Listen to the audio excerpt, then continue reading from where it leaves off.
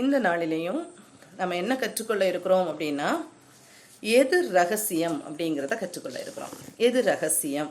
இப்போ நம்ம கடந்த வாரத்தில் நம்ம கற்றுக்கொண்டோம். என்ன கற்றுக்கொண்டோம் அப்படின்னா, எது ஐஸ்வர்யம் அப்படின்னு கற்றுக்கொண்டோம் இல்லையா? தெளிவாக நமக்கு கற்றுக் கொடுத்தாங்க. ஐஸ்வர்யம் என்பது என்ன, இந்த உலகத்தின் ஐஸ்வர்யம் அப்படிங்கிறது என்னது? பழைய ஏற்பாட்டு மக்கள்லையும் எத்தனை பேர் இந்த உலகத்துல கர்த்தர் ஐஸ்வர்யவான்களா வைத்திருந்தார் அப்படிங்கிறதையும் நம்ம கற்றுக்கொண்டோம். ஆனா அவர்களுடைய கண்கள் எதற்கு மேல இருந்தது? எந்த ஐஸ்வர்யத்துக்கு மேல இருந்துச்சு? நம்ம எந்த வாழ்க்கைக்குள்ளால அவங்க இருந்தாங்க? எதை எதிர்பார்த்து காத்திருந்தாங்க? எப்படிப்பட்ட காரியங்களை எல்லாம் நம்ம கற்றுக்கொண்டோம் போன வாரம். அப்போ புதிய ஏற்பாட்டுல வரும்போதும் இந்த ஐஸ்வர்யத்தின் மயக்கம் நம்மளை என்ன செய்யக்கூடாது? கர்த்தரை விட்டு பிரித்து விடக்கூடாது அப்படிங்கிறதையும் நம்ம என்ன செய்தோம்னா கற்றுக்கொண்டோம். அப்போ அது அப்படிப்பட்ட ஒரு எச்சரிப்போடு அந்த பகுதியில் கொடுக்கப்பட்டிருந்தது. காஸ்பல் புக்ஸ்ல கொடுக்கப்பட்டிருந்தது. அடுத்தது நம்ம நிரூப பகுதிகளை பார்க்கும்போது அந்த நிரூப பகுதிகளில் என்ன சொல்லியிருந்தாங்க அப்படின்னா, இந்த ஐஸ்வர்யம்னா என்ன, இந்த கர்த்தரின் ஐஸ்வர்யம்னா என்ன அப்படிங்கிறத அழகா சொல்லி கொடுத்தாங்க. என்னன்னா, கர்த்தரோடு நாம் இன்னைக்கு மீட்கப்பட்டு அவருடைய இரத்தத்தினால நம்முடைய பாவங்கள் கழுவப்பட்டு இருக்குமானால், அந்த தைரியத்தோடு நாம் கர்த்தரோடு இணைய முடியுமானால் அதுதான் ஐஸ்வர்யம். இந்த ஐஸ்வர்யம் எல்லாருக்கும் கொடுக்கப்பட்டு இருக்கிறதா அப்படின்னு கேட்டா இல்ல, நிறைய நேரத்துல இல்ல. அந்த ஐஸ்வர்யம் நிறைய நேரத்துல நமக்கு கொடுக்கப்படலை. அப்படிப்பட்ட காரியம் தெரியல, நிறைய பேருக்கு தெரியல. இப்படிப்பட்ட சூழ்நிலை இருக்கும்போது என்ன செய்யறாங்கன்னா, அந்த ஐஸ்வர்யம் என்னங்கிறத நம்ம என்ன செய்ய வேண்டும் அப்படின்னா புரிந்து கொள்ள வேண்டும். அந்த ஐஸ்வர்யம்னா என்ன நம்ம புரிந்து கொள்ள வேண்டும் அப்படிங்கிறத நம்ம கற்றுக்கொண்டோம் இல்லையா? இந்த நேரத்துல நம்ம இன்னைக்கு என்ன கற்றுக்கொள்ள இருக்கிறோம் அப்படின்னு சொன்னா, நம்ம எது கர்த்தருடைய பார்வையில ரகசியமாக இருக்கிறது, எது ரகசியமா இருக்கிறது அப்படிங்கிறதையும் கற்றுக்கொள்ள இருக்கிறோம். அந்த ரகசியத்தின் மூலமாக நாம் என்ன, இது நமக்கு அந்த அந்த அந்த ரகசியம் இருக்குது அப்படின்னா நம்ம என்ன அதையும் கற்றுக்கொள்ள இருக்கிறோம். சரியா? எது ரகசியம் அப்படிங்கிறத நம்ம இன்னைக்கு பார்க்க போறோம். சரியா? அப்போ இன்னைக்கு நம்ம ஐஸ்வர்யத்தை கற்றுக்கொண்டனா, கர்த்தர் ரகசியமாக எந்த காரியத்தை நமக்கு வைத்திருக்கிறாரு, நம்ம அதை புரிந்திருக்கிறோமா அப்படிங்கிறதையும் நம்ம என்ன கற்றுக்கொள்வோம். உண்மையிலேயே இது ரொம்ப முக்கியமான ஒரு காரியம். கர்த்தர் யாருக்கு இந்த ரகசியத்தை வெளிப்படுத்துகிறார் அப்படிங்கிறத நம்ம முதல்ல பார்க்கணும். கர்த்தருடைய பிள்ளைகளுக்கு அப்படின்னா சங்கீதம் 25 அதிகாரம் 14 வசனம். சங்கீதம் 25 அதிகாரம் 14 வசனத்தை நம்ம எடுத்துக்கொள்ளலாம். இந்த வசனத்துல என்ன சொல்லியிருக்கு அப்படின்னா, கர்த்தருடைய ரகசியம் அவருக்கு பயந்தவர்களிடத்தில் இருக்கிறது, அவர்களுக்கு தம்முடைய உடன்படிக்கையை தெரியப்படுத்துவார். இந்த கர்த்தருடைய ரகசியம் அப்படிங்கிறது ரொம்ப பெருசு. அந்த ரகசியத்தை கர்த்தர் யாருக்கு வெளிப்படுத்துவார் அப்படின்னு சொல்லியிருக்குன்னா, அவருக்கு பயந்தவர்களிடத்தில் கர்த்தருடைய ரகசியம் இருக்கிறது அப்படின்னு சொல்லியிருக்கு. அந்த ரகசியம் அவருக்குள்ளால இருக்கு. கர்த்தருக்கு, காட் ஃபியரிங் பீப்புளுக்குள்ளால கண்டிப்பா அந்த ரகசியம் கொடுக்கப்பட்டிருக்கிறது அப்படின்னு சொல்லிட்டு சொல்லப்பட்டிருக்கிறது. சரியா? இதே மாதிரி இன்னொரு காரியம், நீதிமொழிகள் 3 அதிகாரம் 32 வசனம். நீதிமொழிகள் 3 அதிகாரம் 32 வசனம். இந்த வசனத்துல என்ன சொல்லியிருக்குன்னா, மாறுபாடு உள்ளவன் கர்த்தருக்கு அருவருப்பானவன், நீதிமான்களோட அவருடைய ரகசியம் இருக்கிறது. அப்போ நீதிமானோடு அவருடைய ரகசியம் இருக்கிறது. அப்போ நீதிமானாகிய மனுஷனுக்குள்ளால ரகசியம் இருக்கிறது. அதே மாதிரி கர்த்தருக்கு பயப்படுகிற மனுஷனுக்குள்ளாலையும் என்ன இருக்குது? ரகசியம் இருக்கிறது அப்படின்னு சொல்லிட்டு சொல்லப்பட்டிருக்கு. அப்போ நாம் நீதிமான்களா இருக்கிறோமா அப்படிங்கிறத நம்ம செக் பண்ணிக்கணும். அதே நேரம் நம்ம என்ன பார்க்கணும்னா, நமக்கு கர்த்தருக்கு பயப்படுகிற பயம் இருக்கிறதா? நம்ம கர்த்தருக்கு பயப்படுகிற பயம் அப்படிங்கிறது ஒன்று உண்டு, கர்த்தருக்கு முன்னால போகிறதற்கே பயப்படுகிற பயம் அப்படிங்கிறது ஒன்று உண்டு. அப்படிதானே? அப்போ கர்த்தருக்கு முன்னால போகிறதற்கு பயப்படுகிறது அப்படின்னு சொல்றது நமக்கு தெரியும். நாம் பயந்து பாவத்துக்குள்ளால நாம் இருப்போமானால், நமக்குள்ளால பாவம் இருக்குமானால் நம்ம கர்த்தருக்கு முன்னால போகிறதுக்கு பயப்படுவோம். ஆதாம் ஏவாள் எப்படி பயப்பட்டாங்களோ அதே மாதிரி. ஆனா கர்த்தருக்கு பயப்படுகிற காரியம் அப்படின்னா, கர்த்தருக்கு அந்த ஒரு ரெவரன்ஸோட கர்த்தருக்கு பயப்படுகிற ஒரு காரியம் நமக்குள்ளால இருந்துச்சுன்னா அதுக்கு மீனிங் என்ன? கண்டிப்பா அவங்க கர்த்தருடைய ரகசியத்தை அறிந்திருக்கிறாங்க அப்படின்றது அர்த்தம். சரியா? இந்த ஒரு காரியத்தை நம்ம பார்க்கும்போது இந்த காரியத்தையும் கர்த்தர் எபேசு திருச்சபைக்கு அதை தெளிவாக சொல்லியிருக்கு. நம்ம போன வாரம் பார்த்தது மாதிரி இந்த எபேசு திருச்சபை மக்கள் எப்படிப்பட்ட மக்களா இருந்தாங்க அப்படின்னா, ரொம்ப ஆண்டவர்கிட்ட அன்புல நிறைந்த மக்களா இருந்தாங்க. சரியா? அன்புல நிறைந்து இருந்தாங்க. நான் போன வாரமே சொல்லி கொடுத்தேன். அந்த அன்புல நிறைந்து காணப்பட்டாங்க. இது எதுல தெரியும்? வெளிப்படுத்தின விசேஷத்துல கர்த்தர் அந்த எபேசு திருச்சபையை பார்த்து சொல்லும் போது சொல்லுவாரு, எல்லா காரியத்தையும் நன்மையான காரியமா சொல்லுவாரு. ஆனா நீ ஆதி அன்பை விட்டாய் அப்படின்னு சொல்லியிருக்கோம். அப்போ எவ்வளவு அன்பா இருந்தாங்க அந்த எபேசு திருச்சபை மக்கள் அப்படிங்கிறத அதில் புரிந்து கொள்ள முடியுது. அப்போ எபேசு திருச்சபை மக்கள் அவ்வளோ அன்புள்ளவர்களா இருந்ததுனால அந்த அந்த காரியங்கள் எல்லாமே அவங்களுக்கு என்ன செய்யப்பட்டது? வெளிப்படுத்தப்பட்டது. அந்த காரியங்கள் எல்லாம் அவங்களுக்கு சொல்லப்பட்டது. அதை எப்படி சொல்லியிருக்காங்க அப்படிங்கிறத அந்த எபேசியர் 1ஆம் அதிகாரம் நம்ம நேற்று போன வாரம் பார்த்தா அந்த ஐஸ்வர்யம் அதை தொடர்ந்து உள்ள காரியத்திலேயே இருக்குது. சரியா? எபேசியர் 1ஆம் அதிகாரத்தை எடுத்துக்கொள்ளுங்க. எபேசியர் 1ஆம் அதிகாரத்தில் 3ஆம் வசனத்துல இருந்து என்ன சொல்லியிருக்கோம்?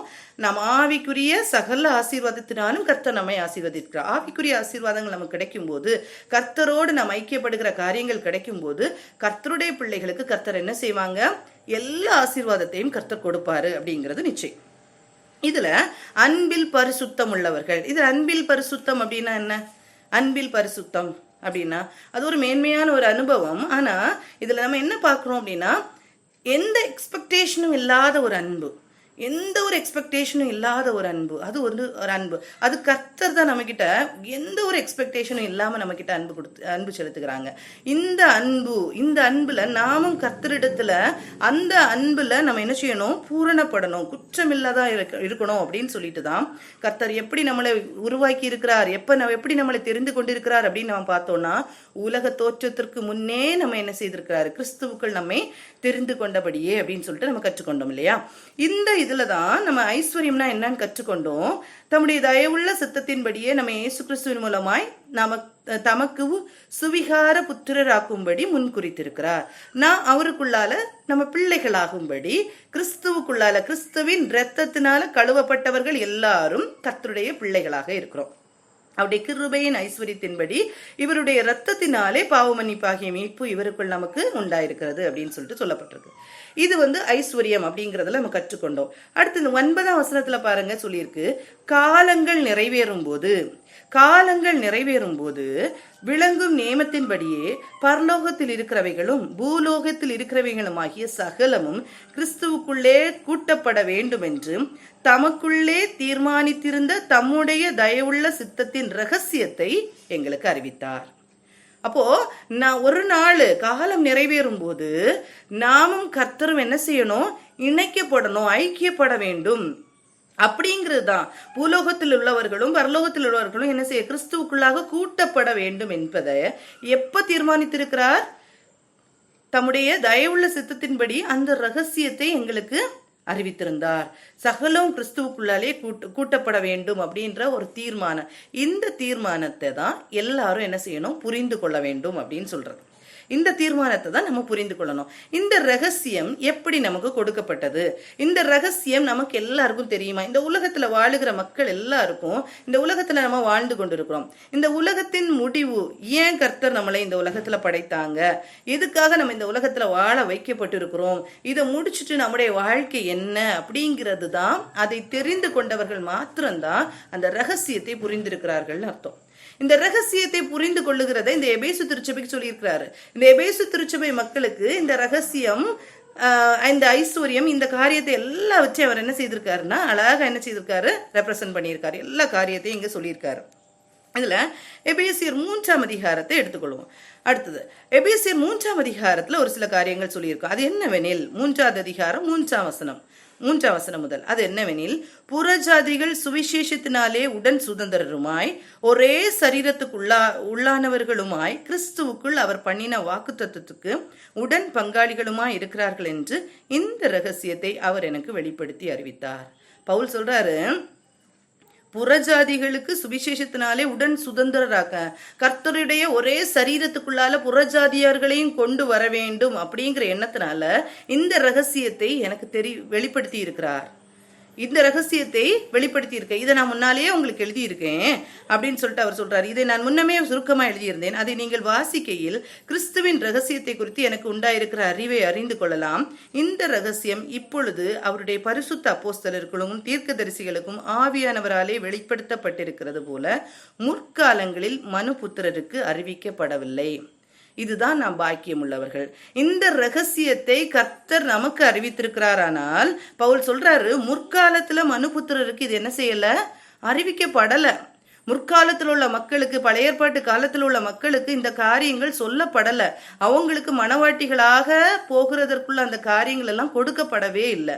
ஆனா நமக்கு, புறஜாதிகளா இருக்கிற நமக்கு இந்த காரியம் கொடுக்கப்பட்டிருக்கிறது அப்படின்னு சொல்லிட்டு என்ன செய்யறாரு பவுல் சொல்றாரு. தேவனுடைய பலத்த சத்துவத்தால் எனக்கு அளிக்கப்பட்ட வரமாகி அவருடைய கிருபையினாலே இந்த சுவிசேஷத்திற்கு ஊழியக்காரனானேன். அவர் இந்த சுவிசேஷத்தை நான் சொல்றதுனால அது எனக்கு பெரிய பாக்கியம் அப்படின்னு சொல்லிட்டு அவர் சொல்லுவார். எப்பவுமே அவர் மனத்தாழ்மையா அந்த காரியத்தை சொல்லுவார்.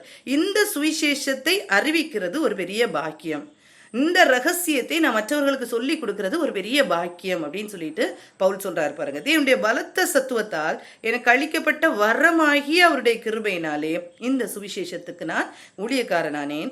பரிசுத்தவான்கள் எல்லாரிலும் சிறியவனாகிய நான் கிறிஸ்துவனுடைய அளவற்ற ஐஸ்வர்யத்தை புறஜாதிகளிடத்தில் சுவிசேஷமாய் அறிவிக்கிறதற்காக இந்த கிருபை எனக்கு அளிக்கப்பட்டிருக்கிறது. இப்ப பவுல் சொல்றாரு, மிகவும் மனத்தாழ்மையா சொல்றாரு பாருங்க, பரிசுத்தவான்கள் எல்லாரும் சிறியவனாகிய நான், பரிசுத்தவான்கள் எல்லாரிலும் சிறியவனாகிய நான். இந்த பவுலை குறித்து சொல்லும் போது பவுல் எப்பவுமே பாருங்க, கர்த்தர்கிட்ட வரும்போது அவர் தன்னை தாழ்த்தி தாழ்த்தி சொல்லுவாரு. கர்த்தர்கிட்ட நெருங்க நெருங்க கடைசியில சொல்லுவாரு ஒரு இடத்துல, அகால பறவையாகிய எனக்கு கர்த்தர் என்ன செய்தார், தரிசனமானார் அப்படின்னு சொல்லுவார். இதே மாதிரி நம்ம கர்த்தர்கிட்ட நெருங்க நெருங்க தான் அவருடைய பரிசுத்தத்துக்கு பக்கத்துல நம்மளால போகவே முடியாது. அவ்வளோத்துக்கு நமக்குள்ளால பாவங்கள், அக்கிரமங்கள், அவர் எதிர்பார்க்கிற ஒரு காரியத்தை, ஒரு பரிசுத்தத்தை நம்ம கொடுக்குறோமா அப்படின்னு கேட்டா இன்னும் நம்ம எவ்வளவோ பிரயாசப்பட வேண்டியது இருக்கு. ஆனா அந்த வாஞ்சி நமக்குள்ளால இருக்குமானால் கர்த்தர் நம்ம என்ன செய்வார்னா அரவணைத்து கொள்ளுவார் கண்டிப்பாக. அதனாலதான் இந்த ரகசியத்தை நமக்கு என்ன செய்யறாரு, தந்திருக்கிறாங்க. நான் உலக தோற்றத்துக்கு முன்னாலே நாம் முன் குறிக்கப்பட்டிருக்கிறோம் அப்படின்னும் நம்ம கற்றுக்கொண்டோம் இல்லையா. இந்த காரியத்தை நம்ம கற்றுக்கொண்டோம். இதே மாதிரி எபேசியர் 5ஆம் அதிகாரத்துல ஒரு காரியம் சொல்லப்பட்டிருக்கு பாருங்க. எபேசியர் 5ஆம் அதிகாரத்துல 22 33 வரைக்கும் உள்ள வசனத்துல சொல்லியிருக்கோம், கணவன் மனைவி அவங்களுக்குள்ளார இருக்கிற அந்த உறவை கொடுத்து சொல்லியிருக்கோம் இல்லையா. அப்போ இந்த கணவன் மனைவி உறவு அதுல வரும்போது சொல்லியிருப்பாரு 30 32 வரைக்கும் உள்ள வசனத்துல, நாம் அவருடைய சரீரத்தின் அவயங்களாயும் அவருடைய மாம்சத்திற்கு அவருடைய எலும்புகளுக்கும் உரியவர்களாயும் இருக்கிறோம். இது நிமித்தம் மனுஷன் தன் தகப்பனையும் தன் தாயையும் விட்டு தன் மனைவியுடன் இசைந்து இருவரும் ஒரே மாம்சமா இருப்பார்கள். இந்த ரகசியம் பெரியது, நான் கிறிஸ்துவை பற்றியும் சபையை பற்றியும் சொல்லுகிறேன்னு சொல்லுவார். இதை நம்ம திருமணத்துல யூஸ் பண்ற அந்த வேர்ட்ஸ் தான். பட் இதுல ஒரு பெரிய காரியம் இருக்கு. இந்த ரகசியம் பெரியது. எந்த ரகசியம்?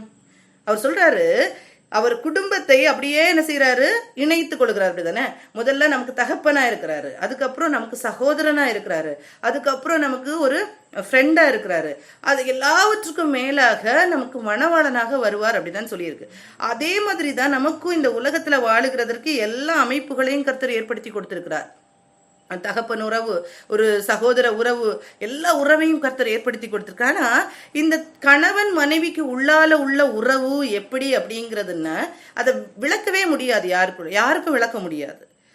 ஒரு கணவன் மனைவின்னு அவங்களுக்குள்ளால இருக்கிற ரிலேஷன்ஷிப்பை எவ்வளவுத்துக்கு இருக்கு அப்படிங்கிறத வெளியில எக்ஸ்பிளைன் பண்ண முடியாது. அப்படிப்பட்ட ஒரு காரியத்தை தான் இங்க சொல்றாரு, கிறிஸ்துவுக்கும் நமக்கும் உள்ள உறவு அவ்வளவுத்துக்கு இருக்கணும். அதை யாருமே டிஃபைன் பண்ண முடியாது. ஆக்சுவலி யாருமே டிஃபைன் பண்ணி நம்ம சொல்லவும் முடியாது.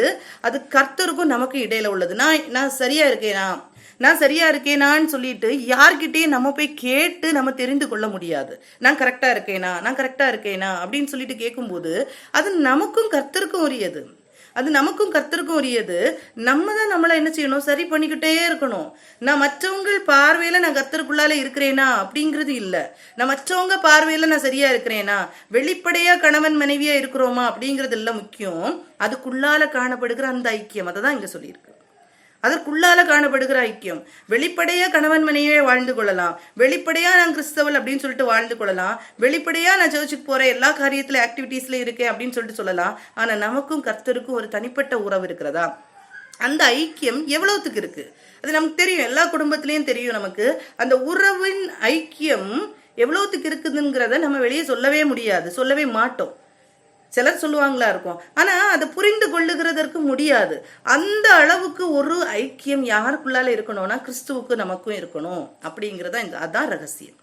கிறிஸ்துவுக்கும் நமக்கும் இடையில இருக்கிற அந்த ஒரு ஐக்கியம் என்ன செய்யணும், இருக்கணும் அப்படின்னு சொல்லப்பட்டிருக்கு. இதுதான் ஒரு 33 வேர்ஸ்ல பாருங்க. எப்படியும் உங்களிலும் அவனவன் தன்னிடத்தில் அன்பு கூறுவது போல தன் மனைவியிடத்திலும் அன்பு கூற கடவன், மனைவியும் புருஷனிடத்தில் பயபக்தியா இருக்க கடவன். அப்போ கிறிஸ்து எப்படி சபையாகிய நம்மிடத்துல அன்பு கூறுகிறார். எவ்வளவு தப்பு பண்றோம் இல்லையா, அவ்வளோ தப்பையும் கர்த்தர் மன்னித்து தான் நம்மளை என்ன செய்யிருக்காரு, அப்படியே வைத்திருக்கிறாரு. அதே மாதிரி ஒரு உறவு இருக்கணும் அப்படிங்கறத இங்க எக்ஸ்பிளைன் பண்றாங்க. அதே மாதிரி ஒரு குடும்ப உறவு இந்த உலகத்திலையும் இருக்கணும் அப்படின்னு தான் எக்ஸ்பிளைன் பண்றாரு. அதே மாதிரி என்ன சொல்லியிருக்கு, மனைவி என்ன செய்யணும்னா ரெஸ்பெக்ட்ஃபுல்லா இருக்கணும். எப்படி கணவனை ரெஸ்பெக்ட் பண்ணணும் அப்படின்னு, அதே மாதிரி கர்த்தரையே நம்ம ஒரு பயபக்தியோடு அந்த ஒரு ரெவரன்ஸ் நம்ம என்ன செய்யணும், அவருக்கு கொடுக்கணும் அப்படின்றதான் இந்த இடத்துல சொல்லப்பட்டிருக்கிறது. சரியா? இந்த மாதிரி இந்த உறவை நம்ம என்ன செய்ய முடியாதுன்னா அளந்து பார்க்க முடியாது.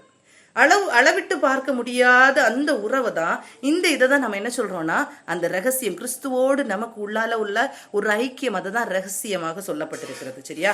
இந்த உறவுக்குள்ளால கண்டிப்பா என்ன செய்யணும், நம்ம வரணும். கர்த்தருக்கும் நமக்கும் உள்ள உறவு யாரும் அதை வெளியே டிஃபைன் பண்ண முடியாது, டிஃபைன் பண்ணவே முடியாததை அதை சொல்லவே முடியாது. யாரும் இவங்கிட்ட இவ்வளவு அன்பா இருக்கா, இவ கர்த்தர்ட்ட இவ்வளவு அன்பா இருக்கிறா அப்படின்னு சொல்லிட்டு யாருமே டிஃபைன் பண்ண முடியாது. அது டிஃபைன் பண்ண முடியாத ஒரு அன்பு, அதுதான் கணவன் மனைவிக்கு இடையில இருக்கிற ஒரு அன்பு. அந்த அன்பை விட மேலான ஒரு அன்பு தான் கர்த்தர் நம்ம கிட்ட எந்த எதிர்பார்ப்பும் இல்லாம எல்லாருக்காகவும் கர்த்தர் ரத்தத்தை சிந்தி என்ன செய்திருக்கிறாரு, சபையாகிய நம்மை சம்பாதித்து வைத்திருக்கிறார். நம்ம என்ன ரெஸ்பாண்ட் பண்றோம் அப்படிங்கிறத நம்ம கற்றுக்கொள்ளுறோம், நம்ம புரிந்து கொள்ளணும். சரியா? இதுல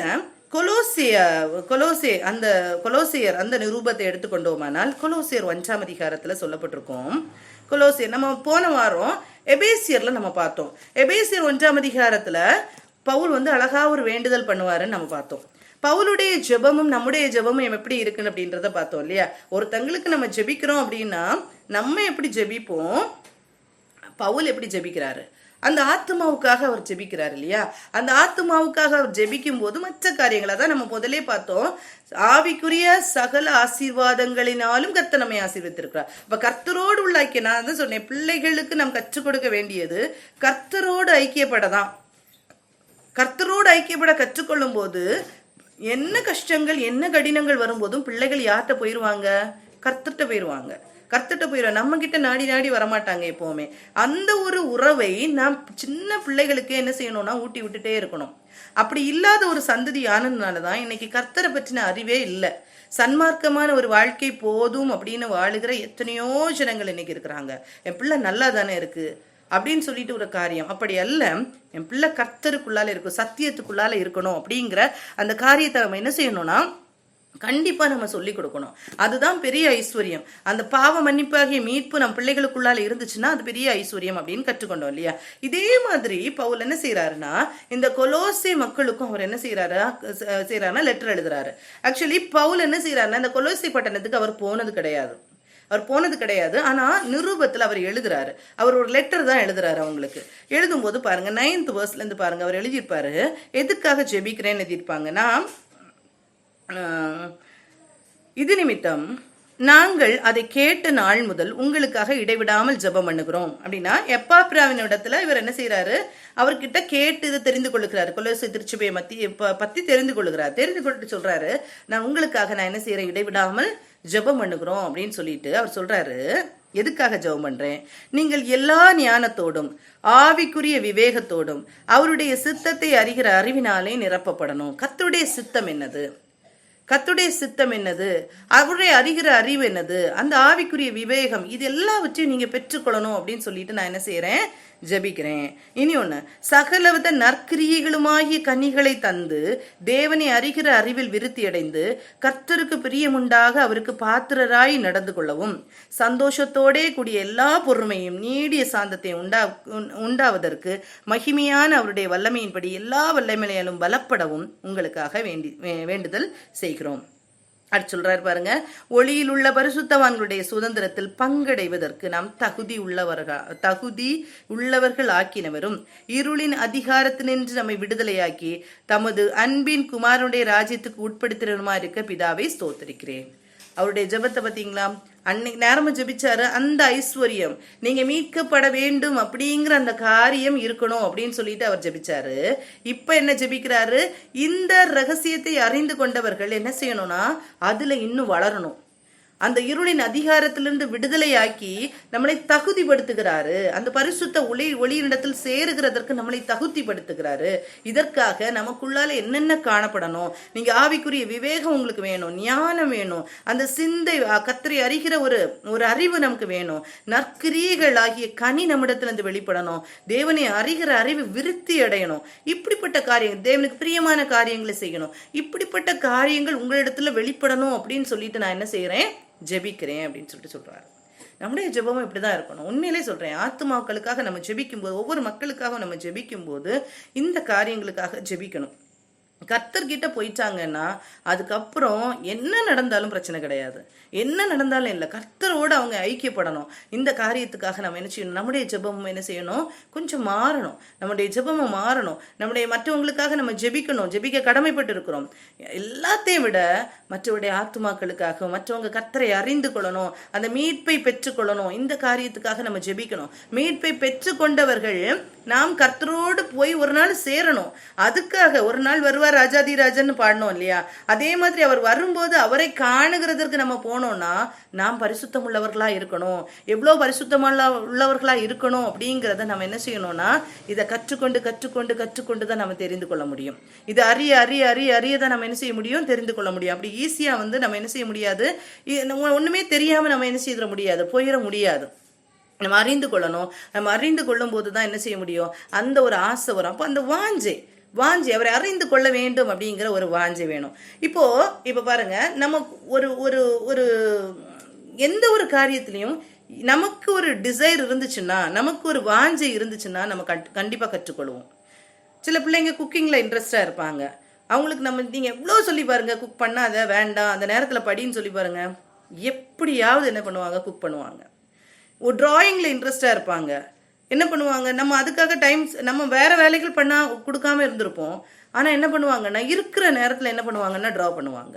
ஸோ எதுல வாஞ்சையா இருக்கோ அந்த வாஞ்சை கண்டிப்பா என்ன செய்யும்னா அதுக்குள்ளால அவங்க போவாங்க, ஆட்டோமேட்டிக்கா போவாங்க.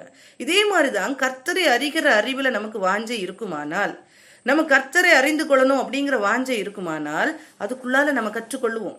அதுக்குள்ளால நம்ம கற்றுக்கொள்ளதுக்கு என்ன செய்வோம்? நம்ம போவோம். சரியா? அது நமக்கு தெரியும் எதுல வாஞ்சை இருக்கு அப்படிங்கிறது தெரியும். எப்போ ஒரு ஃப்ரீ டைம் கிடைச்சாலும், எப்போ பண்ணாலும் நம்ம என்ன பண்ணிட்டு இருக்கோம்? கர்த்தரை அறிகிற அறிவு நமக்குள்ளால இருந்து கொண்டே இருக்கிறதா? அந்த பாரம் நமக்கு இருந்து கொண்டு இருக்கிறதா? இதுதான் என்னதுன்னா, கர்த்தருடைய ரகசியத்தை நாம் அறிந்து கொண்டவர்கள் அந்த வாஞ்சைக்குள்ளால நம்ம போகணும். ஒரு காரியத்தை நம்ம அறிந்து கொள்ளுகிறோம். இந்த காரியத்தை இன்டெப்த் நம்ம அறிந்து கொள்ளணும்னா திருப்பி திருப்பி அதை கேட்டு விசாரிக்கும் போது நமக்கு தெரியும் இல்லையா? அப்போ கர்த்தருடைய ராஜ்யத்துக்கு போகணும் அப்படிங்கறதா ரகசியம் அப்படிங்கறது நமக்கு தெரியும் இன்னைக்கு. ஆனா அதுக்குள்ள போகிறதற்கு நம்ம எதை செய்யணும், எதை செய்யக்கூடாது அப்படிங்கிறத உண்மையா கொலோசியர்ல நீங்க படிச்சு பாருங்க. நிறைய எபேசியர், கொலோசியர், பிலிப்பியர், இதுல எல்லாம் தெளிவா சொல்லப்பட்டிருக்கும். எல்லாவற்றையும் சொன்னா டைமே பத்தாது, அவ்வளவுத்துக்கு சொல்லப்பட்டிருக்கு. இந்த கொலோசியர்ல பாருங்க, இன்னும் ஒரு பகுதியை நான் சொல்றேன். கொலோசியர் 1ஆம் அதிகாரம் 27ஆம் வசனத்துல சொல்லப்பட்டிருக்கும். 23ஆம் வசனத்தை எடுத்துக்கொள்ளும். அந்த சுவிசேஷம் வானத்தின் கீழ் இருக்கிற சகல சிருஷ்டிகளுக்கும் பிரசங்கிக்கப்பட்டு வருகிறது. அதற்கென்றே பவுலாகிய நான் ஊழியக்காரனாயிருக்கிறேன். எந்த சுவிசேஷம்? இந்த சுவிசேஷம், இந்த ரகசியம், இந்த கர்த்தரோடு நாம் இணைந்து கொள்ள வேண்டும் அப்படின்னு சொல்லுகிற ஒரு காரியத்தை புரிந்து கொண்டு இருக்கிற அந்த காரியம் எல்லாருக்கும் என்ன செய்து பிரசங்கிக்கப்பட்டு வருகிறது. சகல சிருஷ்டிகளுக்கும் அது பிரசங்கிக்கப்பட்டு வருகிறது. அதுக்காக தான் நான் என்ன செய்யறேன்? உங்களுக்கு ஊழியக்காரனா இருக்கிறேன். இதனாலதான் நான் இன்னும் பாடுகளை அனுபவித்துக் கொண்டிருக்கிறேன் அப்படின்னு சொல்லிட்டு சொல்லுவாரு. சரியா? இது பாருங்க, இதுக்கு முன்ன அவர் சொல்லுவாரு, நான் முன்னாடி எப்படி இருந்தோம் அதெல்லாம் நீங்க வாசிச்சு பாருங்க. முன்னாடி நாம் எப்படி இருந்தோம்? முன்னே நம்ம அந்நியரா இருந்தோம், துர்க்கிரியர்கள், சத்துருக்களா, கர்த்தருக்கு சத்துருக்களா இருந்தோம், இப்படி எல்லாம் நிறைய காரியங்கள் சொல்லப்பட்டிருக்கும். இப்ப 27ஆம் வசனத்துல வந்துருங்க, அங்க சொல்லி இருக்கு பாருங்க. சரி, 25. ஆதி காலங்களுக்கும் தலைமுறை தலைமுறைகளுக்கும் மறைவாயிருந்து இப்பொழுது அவருடைய பரிசுத்தவான்களுக்கு வெளியாக்கப்பட்ட இரகசியமாகிய தேவ வசனத்தை பூரணமாய் தெரியப்படுத்துகிறதற்கு. இதான் சொல்றாரு. அன்னைக்கு எல்லாருக்கும் என்ன செய்யல, அறிவிக்கப்படலை அப்படின்னு எபேசியர்ல நம்ம படிச்சோம். எபேசியர் 3:6 நம்ம படிச்சோம். இந்த ரகசியம் இப்பொழுது சொல்லப்பட்டது, ஆனா முற்காலத்துல மனுபுத்திரருக்கு அறிவிக்கப்படவில்லைன்னு. அதே தான் இங்கேயும் சொல்றாரு பாருங்க. ஆதி காலங்களுக்கும் தலைமுறை தலைமுறைகளுக்கும் மறைவாயிருந்து இப்பொழுது அவருடைய பரிசுத்தவான்களுக்கு வெளியெடுக்கப்பட்ட ரகசியமாகிய தேவவசனத்தை பூரணமாய் தெரியப்படுத்துவதற்கு உங்கள் பொருட்டு தேவனால் எனக்கு அளிக்கப்பட்ட உத்தியோகத்தின்படியே நான் அந்த சபைக்கு ஊழியக்காரனானேன். எனக்கு அது கொடுத்தது, எனக்கு கர்த்தர் கொடுத்த வேலை என்னன்னா, இதை நான் என்ன செய்யணும், தெரியப்படுத்தணும். இதை நான் எல்லாருக்கும் தெரியப்படுத்தணும். அதுதான் கர்த்தர் எனக்கு கொடுத்த வேலை அப்படின்னு சொல்லிட்டு பவுல் சொல்றாரு. இந்த ரகசியத்தை, கர்த்தரோடு நான் ஒரு நாள் ஐக்கியப்பட போகிறோம் அப்படிங்கிற ரகசியத்தை அறிவிக்கணும் அப்படின்னு சொல்லிட்டு சொல்றாரு. 27ஆம் வசனத்துல, புறஜாதிகளுக்குள்ளே விளங்கிய இந்த ரகசியத்தில் உள்ள மகிமையின் ஐஸ்வர்யம் இன்னதென்று தேவன் தம்முடைய பரிசுத்தவான்களுக்கு தெரியப்படுத்த சித்தமானார். கிறிஸ்துவானவர் மகிமையின் நம்பிக்கையாகிய உங்களுக்குள் இருப்பதே அந்த ரகசியம். கிறிஸ்து நமக்குள்ளால இருக்கிறாரா? நமக்கு நம்பிக்கையாக கிறிஸ்து இருக்கிறாரா? நமக்குள்ளால அது கிறிஸ்துவானவர் மகிமையின் நம்பிக்கையாக நமக்குள்ளால இருக்கிறாரா? அதுதான் அந்த ரகசியம். கர்த்தர் நமக்குள்ளால இருக்கிறாருன்னா நாம் அந்த ரகசியத்தை அறிந்து கொண்டிருக்கிறோம். அதுல நாம் வளரணும், இன்னும் வளரணும். சரியா? கிறிஸ்துவானவர் மகிமையின் நம்பிக்கையாக உங்களுக்குள் இருப்பதே அந்த ரகசியம். கிறிஸ்து எப்படியாவது நமக்குள்ளால வரணும் அப்படிங்கிறது அங்க சொல்லப்பட்டிருக்கும். 28ஆம் வசனத்துல சொல்லியிருக்கும் பாருங்க. எதுக்காக அவர் ப்ரீச் பண்றாரு, எதுக்காக நான் அட்வைஸ் பண்றேன் அப்படின்னு சொல்லிட்டு சொல்லுவாரு. எந்த மனுஷனையும் கிறிஸ்து இயேசுவுக்குள் தேறினவனாக நிறுத்தும்படி, நம் கிறிஸ்துவை அறிந்து கொள்ளுகிறதுல எப்படி இருக்கணும்னா தேறினவர்களா இருக்கணும். ஏதோ கிறிஸ்தவர்கள் அப்படின்னு சொல்லிட்டு இல்ல, கிறிஸ்து எனக்காக மரித்தார் உயிர்த்தார் அப்படின்னு மேலோட்டமா சொல்லிட்டு போகிறதற்கு அல்ல. கிறிஸ்துவுக்குள் நாம் எப்படி இருக்கணும்னா தேறினவர்களாக இருக்கணும். தேறினவர்களா இருக்கிறதற்கு அவரையே நாங்கள் அறிவித்து எந்த மனுஷனுக்கும் புத்தி சொல்லி எந்த மனுஷனுக்கும் எல்லா ஞானத்தோடும் உபதேசம் பண்ணுகிறோம். நான் அதுக்காக தான் புத்தி சொல்றேன், அவங்க இன்னும் கர்த்தரை அறிந்து கொள்ளணும், அதுக்காக தான் நான் புத்தி சொல்றேன் அப்படின்னு சொல்லிட்டு என்ன சொல்றாரு. அடுத்த வசனத்துல சொல்லுவாரு, இதற்காக நான் போராடி பிரயாசப்படுகிறேன் அப்படின்னு சொல்லுவாரு. அதற்காக நான் எனக்குள்ளே வல்லமையாக கிரியை நடப்புகிற அவருடைய பலத்தின்படியே போராடி பிரயாசப்படுகிறேன்.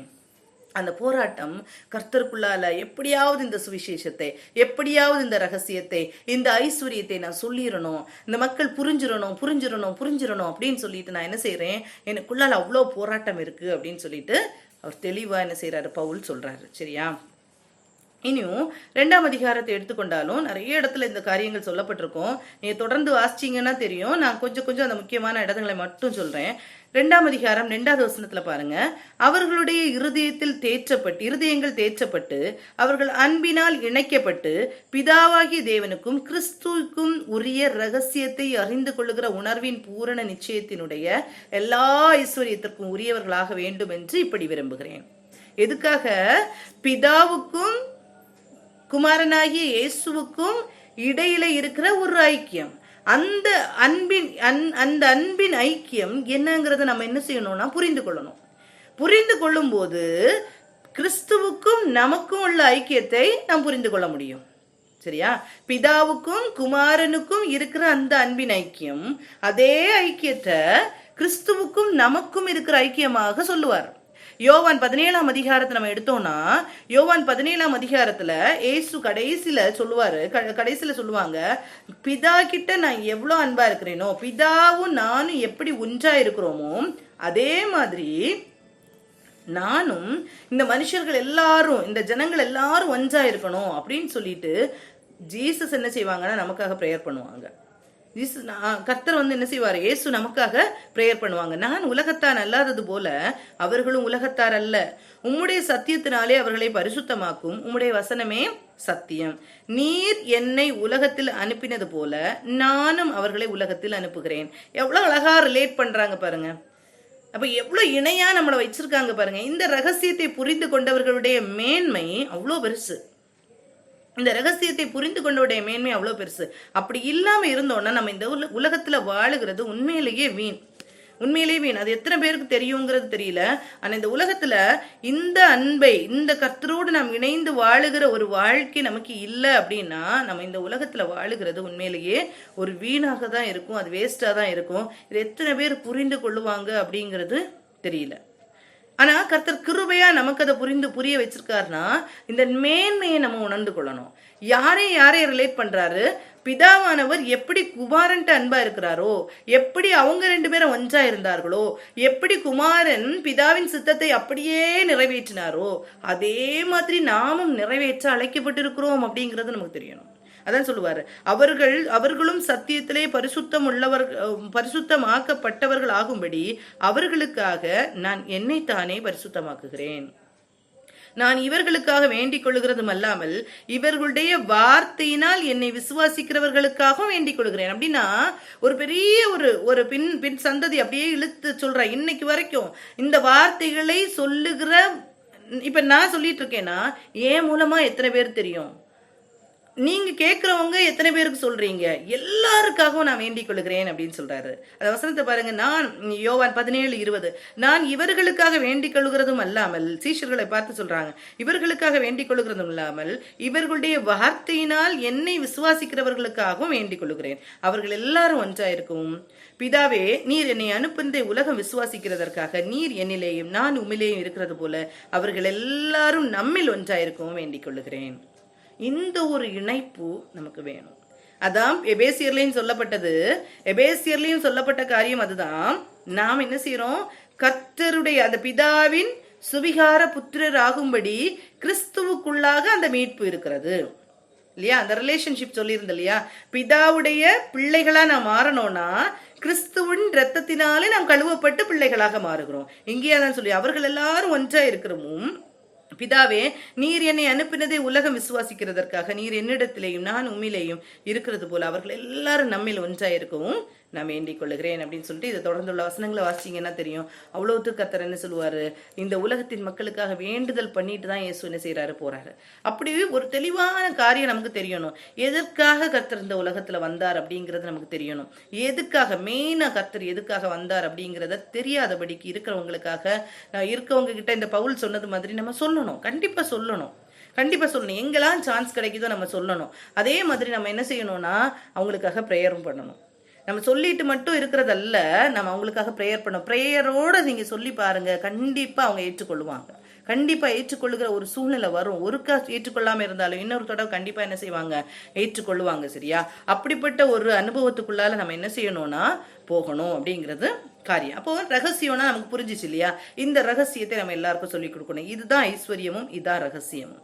இந்த காரியம் புரிஞ்சிருக்கும். கர்த்தருடைய ரத்தத்தினால மீட்பு நமக்கு உண்டாயிருக்குமானால் நம்ம ஐஸ்வர்யவான்கள். கர்த்தரோடு நாம் ஒரு நாள் சேர்ந்து வாழ போகிறோம், அவரோடு கூட்டப்பட போகிறோம் அப்படிங்கிறத நம்ம புரிந்திருக்கிறோமானால் கர்த்தருடைய ரகசியத்தை நாம் என்ன செய்யிருக்கோம், புரிந்திருக்கிறோம். சோ நம்ம யாரு? கர்த்தருக்கு பயப்படுகிறவர்கள், நாம் நீதிமான்கள். ஏன்னா அவங்களுக்குள்ளாலதான் என்ன செய்திருக்கு, இந்த காரியங்கள், இந்த ரகசியம் கொடுக்கப்பட்டிருக்கிறது அப்படின்னு சொல்லிட்டு கர்த்தர் சொல்றாங்க. சரியா? நான் இன்னொரு காரியம் சொல்றேன். இப்போ இந்த இடத்துல நீங்க பாத்தீங்கன்னா இந்த ரகசியத்தை யாருக்கு கர்த்தர் தெரிவிப்பாங்க? நான் சொன்னேன் காட் ஃபியரிங் பீப்புள், அதான் ரைச்சியஸ் பீப்புளுக்கும் கர்த்தருக்கு பயப்படுகிறவர்களுக்கும் நீதியுள்ள பிள்ளைகளுக்கும் கர்த்தர் என்ன செய்யறாரு, இதை உள்ள வச்சிருக்காருன்னு சொல்றேன். நம்ம சுவிசேஷ பகுதியை எடுத்து பார்த்துக்கொள்வோம். நம்ம போன வாரம் படிச்சோம், இந்த விதைக்கிறவரின் ஓமை அதுல சொல்லியிருக்கோம். இந்த முட்செடியில முட்களுக்குள்ளால விழுந்த விதை என்ன செய்தது, வளர்ந்தது. ஆனா ஐஸ்வர்யத்தின் மயக்கம் என்ன செய்தது, அதை நெருக்கி போட்டது அப்படின்னு சொல்லிட்டு படிச்சோம் இல்லையா? அதே காரியத்தை எடுத்துக்கொள்வோம். இதுல இன்னொரு மாதிரி நம்ம படிக்க போறோம். லூக்கா 8ஆம் அதிகாரம் 10ஆம் வசனம். அந்த லூக்கா 8ஆம் அதிகாரம் அந்த பகுதியில இருக்கு. அதே மாதிரி மத்தேயுல 13ஆம் அதிகாரத்துல கொடுக்கப்பட்டிருக்கிறது. மார்க்கு 4ஆம் அதிகாரம். நான் லூக்காவை எடுத்துக்கொள்வோம். லூக்கா 8ஆம் அதிகாரத்துல பாருங்க, இந்த விதைக்கிறவனுடைய ஓமை கொடுக்கப்பட்டிருக்கும். இந்த விதைக்கிறவன் ஓமை கொடுக்கப்பட்டிருக்கும் போது இதுல என்ன சொல்லியிருக்கோம்னா, இந்த விதை நல்ல நிலத்துல விழுந்தது, இந்த காரியங்கள் எல்லாம் சொல்லியிருக்கோம். சொல்லிட்டு இந்த ஜனங்கள் பாருங்க 10ஆவது வசனத்துல, அப்பொழுது அவருடைய சீஷர்கள் இந்த ஓமையின் கருத்து என்னவென்று அவரிடத்தில் கேட்டார்கள்.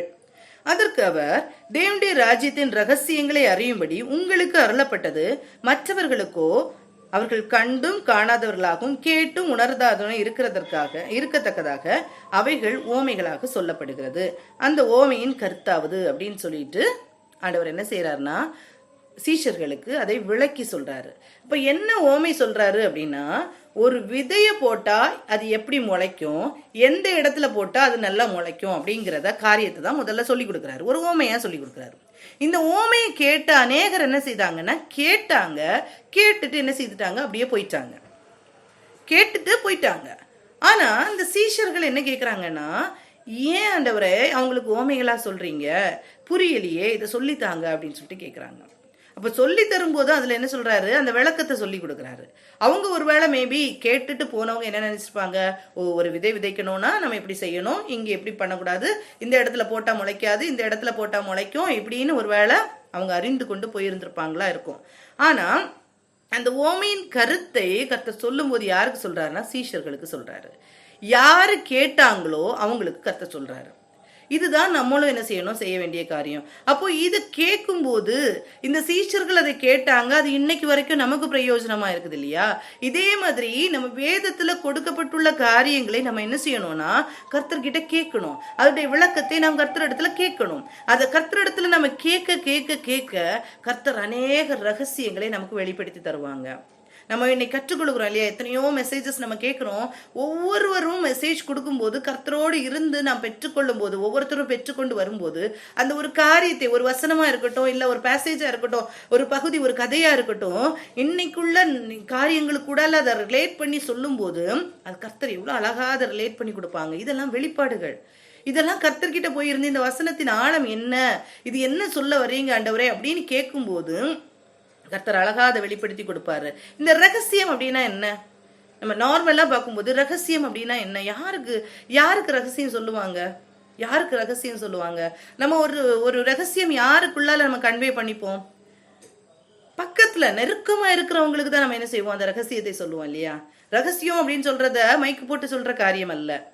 அது சொன்னாலும் அதை என்ன செய்ய மாட்டாங்க, புரிஞ்சிக்க மாட்டாங்க. அதான் சொல்ல, எல்லாருக்கும் காரியம் சொல்லப்பட்டது, எல்லாருக்கும் காரியம் சொல்லப்பட்டு, எல்லாருக்கும் வருகை குறித்த காரியமும் நாம் கர்த்தரோடு இருக்க போறோம் அப்படிங்கிற காரியம் எல்லாருக்கும் தெரியும்.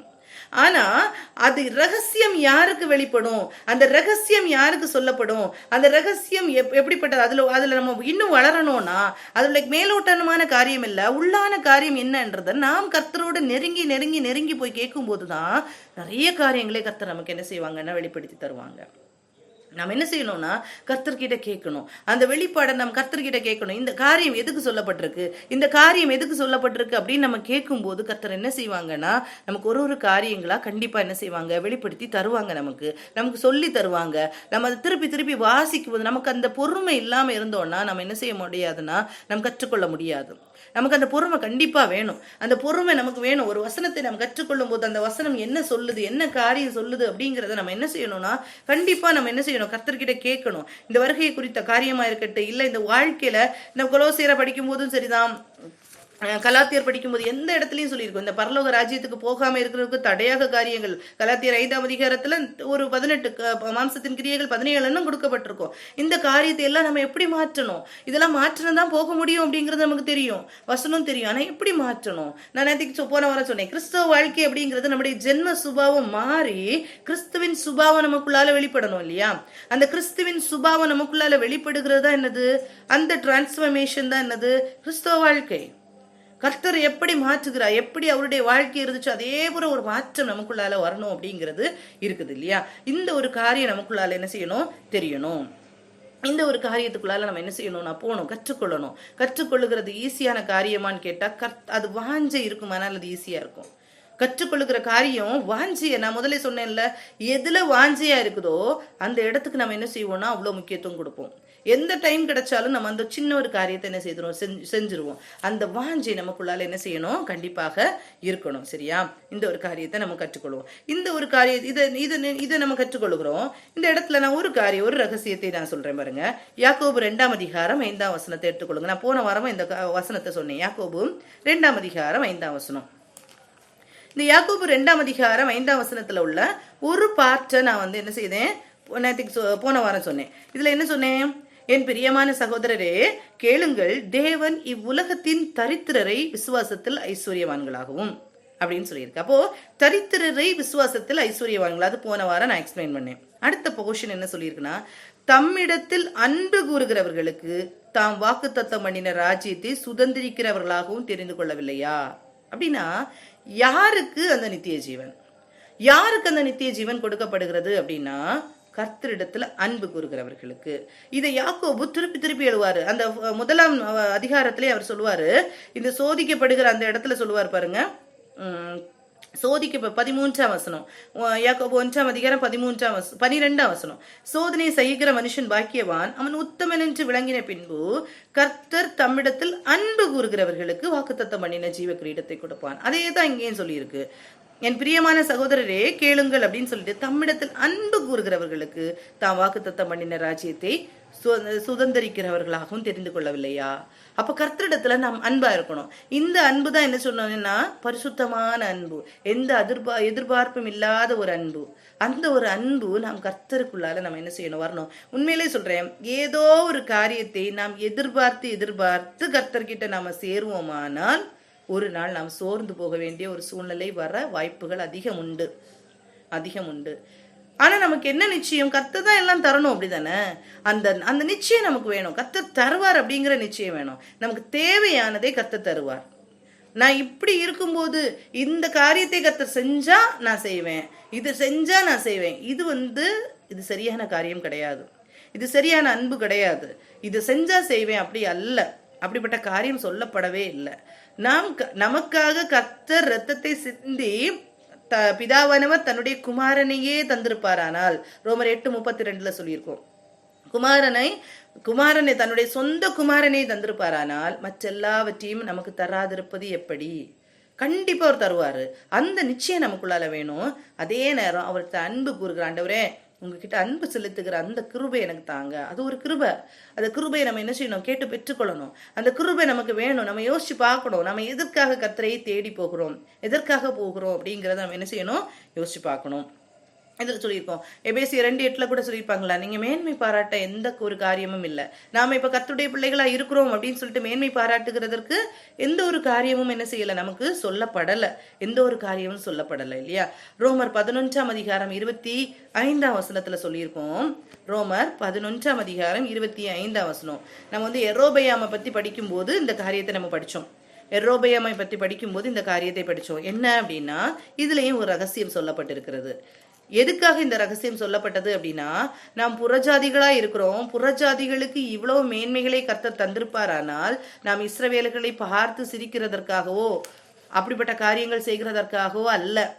நாம் அவருடைய அந்த கிளைகள் வெட்டப்பட்டு அந்த இடத்துல நாம் ஒட்ட வைக்கப்பட்டவர்கள் அப்படின்னு சொல்லிட்டு அந்த இடத்துல நம்ம படிச்சோம் இல்லையா? அதே தான் இங்க சொல்லியிருக்கு. மேலும் சகோதரரே, நீங்கள் உங்களையே புத்திமான்கள் என்று எண்ணாதபடிக்கு ஒரு ரகசியத்தை நீங்கள் அறிய வேண்டும் என்றிருக்கிறேன். நீங்க உங்களே புத்திமான்னு நினைக்காதீங்க. ஏதோ நான் ஆண்டவர் அறிஞ்சிட்டேன், எனக்கு ஆண்டவர் தெரியும், ஆண்டவர் என்கிட்ட அன்பா இருக்கிறாரு, நானும் அவர்கிட்ட அன்பா இருக்கிறேன், அவருடைய சத்தியங்கள் எல்லாம் எனக்கு தெரியும் அப்படிங்கிற ஒரு காரியம் நம்மளை என்ன செய்யக்கூடாது, நான் பெரிய புத்திமானோ, நான் ரொம்ப அறிவாளினோ, எல்லாம் எனக்கு தெரியும் அப்படிங்கிற ஒரு மமதைக்குள்ளால நம்மளை என்ன செய்யக்கூடாது, கொண்டு போய் கூடாது அப்படின்னு ஒரு காரியம் சொல்லிட்டு, அது என்னவெனில் புறஜாதியருடைய நிறைவு உண்டாகும் வரைக்கும் இஸ்ரவேலில் ஒரு பங்குக்கு கடினமான இருதயம் உண்டாயிருக்கும். அந்த இஸ்ரவேலுக்கு இப்படித்தான் இருப்பாங்க இஸ்ரவேலர்கள். ஏன் இப்படி இருக்காங்க அப்படின்னு கேள்வி கேட்கறதற்கு நமக்கு எந்த அருகதையும் இல்லை. ஏன்னா கர்த்தர் நமக்காக தான் நம்முடைய அந்த புறஜாதிகளுடைய கூட்டம் நிறைவாகி மனவாட்டிகளா நாம் எடுத்துக்கொள்ளப்பட வேண்டும் அப்படிங்கிறதற்காக சிலருடைய இருதயத்தை கடினப்படுத்தி வைத்திருக்கிறார். அதுவும் அவங்க செஞ்ச பழைய பாவங்கள் என்ன செய்யுது, அவங்கள தொடர்ந்து வருது. சம்ஹவ் கர்த்தர் என்ன செய்யறாரு, அப்படிதான் நடக்குதே தவிர நம்ம இதுல மேன்மை பாராட்டி கொள்ள எதுவுமே இல்லை அப்படின்னு சொல்லிட்டு சொல்லப்பட்டிருக்கோம். இந்த ரோமர் 16ஆம் அதிகாரம் 25ஆம் வசனத்துல சொல்லியிருக்கோம் பாருங்க. ரோமர் 16ஆம் அதிகாரம் 25ஆம் வசனத்துல சொல்லியிருக்கோம். ரோமர் 16:25. ஆதி முதல் அடக்கமாயிருந்து இப்பொழுது தீர்க்க தரிசன ஆகமங்களினாலே அநாதி தேவனுடைய கட்டளையின்படி வெளியரங்கமாக்கப்பட்டதும். இந்த நான் எபேசியர்ல ஒரு வசனம் சொன்னேன், கொலோசியர்ல சொன்னேன், இங்க சொல்றேன் பாருங்க. ஆதி முதல் இது சொல்லப்படல, ஆதி முதல் இது அடக்கமா இருந்தது. இப்போது தீர்க்க தரிசன ஆகமங்களினாலே அநாதி தேவனுடைய கட்டளையின்படி வெளியரங்கமாக்கப்பட்டதும் சகல ஜாதிகளும் விசுவாசத்திற்கு கீழ்ப்படியும்படிக்கு அவர்களுக்கு அறிவிக்கப்பட்டதுமாயிருக்கிற ரகசியத்தை வெளிப்படுத்துகிறதான அப்படின்னு சொல்லிட்டு இயேசு கிறிஸ்துவை பற்றி அப்படின்னு சொல்லிட்டு என்ன செய்யறாரு, அவர் சொல்றாரு. அப்போ இந்த காரியத்தை, இந்த ரகசியத்தை அறிந்து கொண்ட நாம் எவ்வளவு பாக்கியவான்கள் அப்படிங்கிறத நம்ம என்ன செய்யணும், புரிந்து கொள்ளணும். போன வாரம் நான் சொன்னேன், யார் நமக்காக ரத்தம் சிந்தினாங்க, யார் நமக்கு மீட்பை தந்தாங்க, எந்த தேவன் எப்படிப்பட்டவர்? அவர் வானத்தையும் பூமியும் படைத்த தேவன். அவர் நமக்கு ஒரு காரியத்தை இவ்வளோ இறங்கி, இவ்வளோ கஷ்டத்தை அனுபவித்து, இவ்வளோ அவமானத்தை அனுபவித்து, யோசிச்சு பாருங்க. அவர் துப்பும் போது அந்த ஃபேஸ்ல துடைக்க கூட அவருக்கு முடியாது. ஃபேஸ் அந்த கையில என்ன செய்திருக்கோம், ஆணிகள் அடித்து வைத்திருந்தாங்க. அவ்வளோத்துக்கு கடினப்படுத்தின நேரத்திலையும் யார் நமக்காக செஞ்சாது? இது யார் நமக்காக செஞ்சா? இந்த உலகத்தை படைத்த தேவன். சகலமும் அவருக்காகவும் அவர் மூலமாகவும் உண்டாக்கப்பட்டதுன்னு சொல்லப்பட்டிருக்கு இல்லையா? அவர் நமக்காக கிரயம் செலுத்தி நாம் பெற்றுக்கொண்டதான் மீட்போம். அந்த மீட்பை பெற்றுக்கொண்டோமானால் நாம் ஐஸ்வர்யவான்கள். அதே மாதிரி இந்த உலகத்தை படைத்த தேவன், எல்லாவற்றையும் ஆண்டு கொண்டிருக்கிற தேவன், அவரோடு நாம் மனவாட்டிகளாக போக போகிறோம் அப்படிங்கிறது எவ்வளோ பெரிய சந்தோஷம், எவ்வளோ பெரிய பாக்கியம் இல்லையா? திருமண வாழ்க்கை அப்படிங்கிற அந்த உலகத்துல வருகிற வாழ்க்கையே ஒரு சந்தோஷத்தை கொடுக்குமானால், அந்த ஒரு ப்ரிப்பரேஷன் டைம் ஃபிக்ஸ் பண்ணியாச்சு. அந்த ப்ரிப்பரேஷன் டைம் எவ்வளோ ஒரு இன்பமான அனுபவத்தை கொடுக்குமானால், இது நாம் ப்ரிப்பரேஷன் டைம். இது ப்ரிப்பரேஷன் டைம். இந்த ப்ரிப்பரேஷன் டைம்ல நமக்கு அந்த சந்தோஷம் இருக்குதா? அந்த சந்தோஷம் இருக்கு. அந்த நாள் என்னைக்கு வரும் அப்படின்னு பிலிப்பிய திருச்சபை மக்கள் காத்திருந்தாங்க இல்லையா? பிலிப்பிய திருச்சபை மக்கள் காத்திருந்தாங்கல்ல, அந்த ஒரு காத்திருப்பு நமக்குள்ளால வருமா? அந்த காத்திருப்பு நமக்குள்ளால இருக்கிறதா அப்படிங்கிறத நம்ம என்ன செய்யணும், சிந்திக்கணும். எப்போ இந்த உலகத்திற்குள்ள காரியங்களையே பார்த்து இந்த கொலோசியர்ல சொல்லுவார் 3ஆம் அதிகாரத்துல, நீங்கள் கிறிஸ்துவுடனே கூட எழுந்ததுண்டானால் கிறிஸ்து தேவனுடைய வலது பாரசத்தில் வீற்றிருக்கும் இடத்தில் உள்ள மேலானவைகளையே நாடுங்கள். அப்படின்னா கிறிஸ்துவுக்குள்ளால் நான் மரித்து நான் எழும்பி இருக்கிறேனானால் கிறிஸ்துவுக்குள்ளால மரித்து இனி நான் அல்ல, கிறிஸ்து எனக்குள் இருக்கிறார் அப்படின்னு நம்ம சொல்லுவோமானால், நான் கீழானவைகளை நாட வேண்டாம், மேலானவைகளே நாடுங்கள். பூமியில் உள்ளவைகளை அல்ல, மேலானவைகளையே நாடுங்கள் அப்படின்னு சொல்லிட்டு சொல்றாரு. இந்த மாதிரி அந்த ஒரு நாட்டம் நமக்கு இருக்குமானால், ஒரு திருமண நாள், ஒரு திருமணம் ஆகும்போது எவ்வளோ அந்த ப்ரிப்பரேஷன் எவ்வளோ சந்தோஷமான ஒரு காரியத்தை நமக்கு கொடுக்குமோ, அதே மாதிரி ஒரு ப்ரிப்பரேஷன் டைம் இது. அந்த சந்தோஷத்தோடு நம்ம என்ன செய்யணும்னா ப்ரிப்பேர் ஆகணும் அப்படின்னு சொல்லிட்டு சொல்லப்பட்டிருக்கோம். சரியா? இதுல ஒரு ரகசியம் சொல்லப்படுகிறது. என்ன அப்படின்னா, நாம் இந்த ரகசியத்தை இன்னும் அறிந்து கொள்ள கர்த்தர் நமக்கு கொடுத்த ஒரு வரம் என்ன அப்படின்னா, அந்நிய பாஷை வரம். அபிஷேகத்தின் மூலமாக கர்த்தர் கொடுத்த வரம் என்னன்னா அந்நிய பாஷை வரம். இந்த 1 கொரிந்தியர் 14ஆம் அதிகாரத்துல இது கொடுக்கப்பட்டிருக்கிறது இல்லையா? 1 கொரிந்தியர் 14ஆம் அதிகாரத்துல இந்த காரியங்கள் கொடுக்கப்பட்டிருக்கிறது. இதுல என்ன சொல்லியிருக்கோம்னா, அந்நிய பாஷையில் பேசுகிறவன் தனக்கே பக்தி விருத்தி உண்டாக என்ன செய்யறான், பேசுகிறான் அப்படின்னு சொல்லிட்டு சொல்லப்பட்டிருக்கோம். எல்லா வரங்களையும் குறித்து சொல்லியிருக்கோம், தீர்க்க தரிசன வரம், இந்த காரியங்கள் எல்லாம் சொல்லியிருக்கோம். ஆனா அந்த அந்நிய பாஷை வரத்தை குறித்து என்ன சொல்லியிருக்கோம் அப்படின்னா, தனக்கே பக்தி விருத்தி உண்டாக்க பேசுகிறான் அப்படின்னு சொல்லிட்டு சொல்லியிருக்கோம். அந்நிய பாஷையில் பேசுகிறவன், 2nd verseல இருந்து வாசிக்கிறேன் பாருங்க.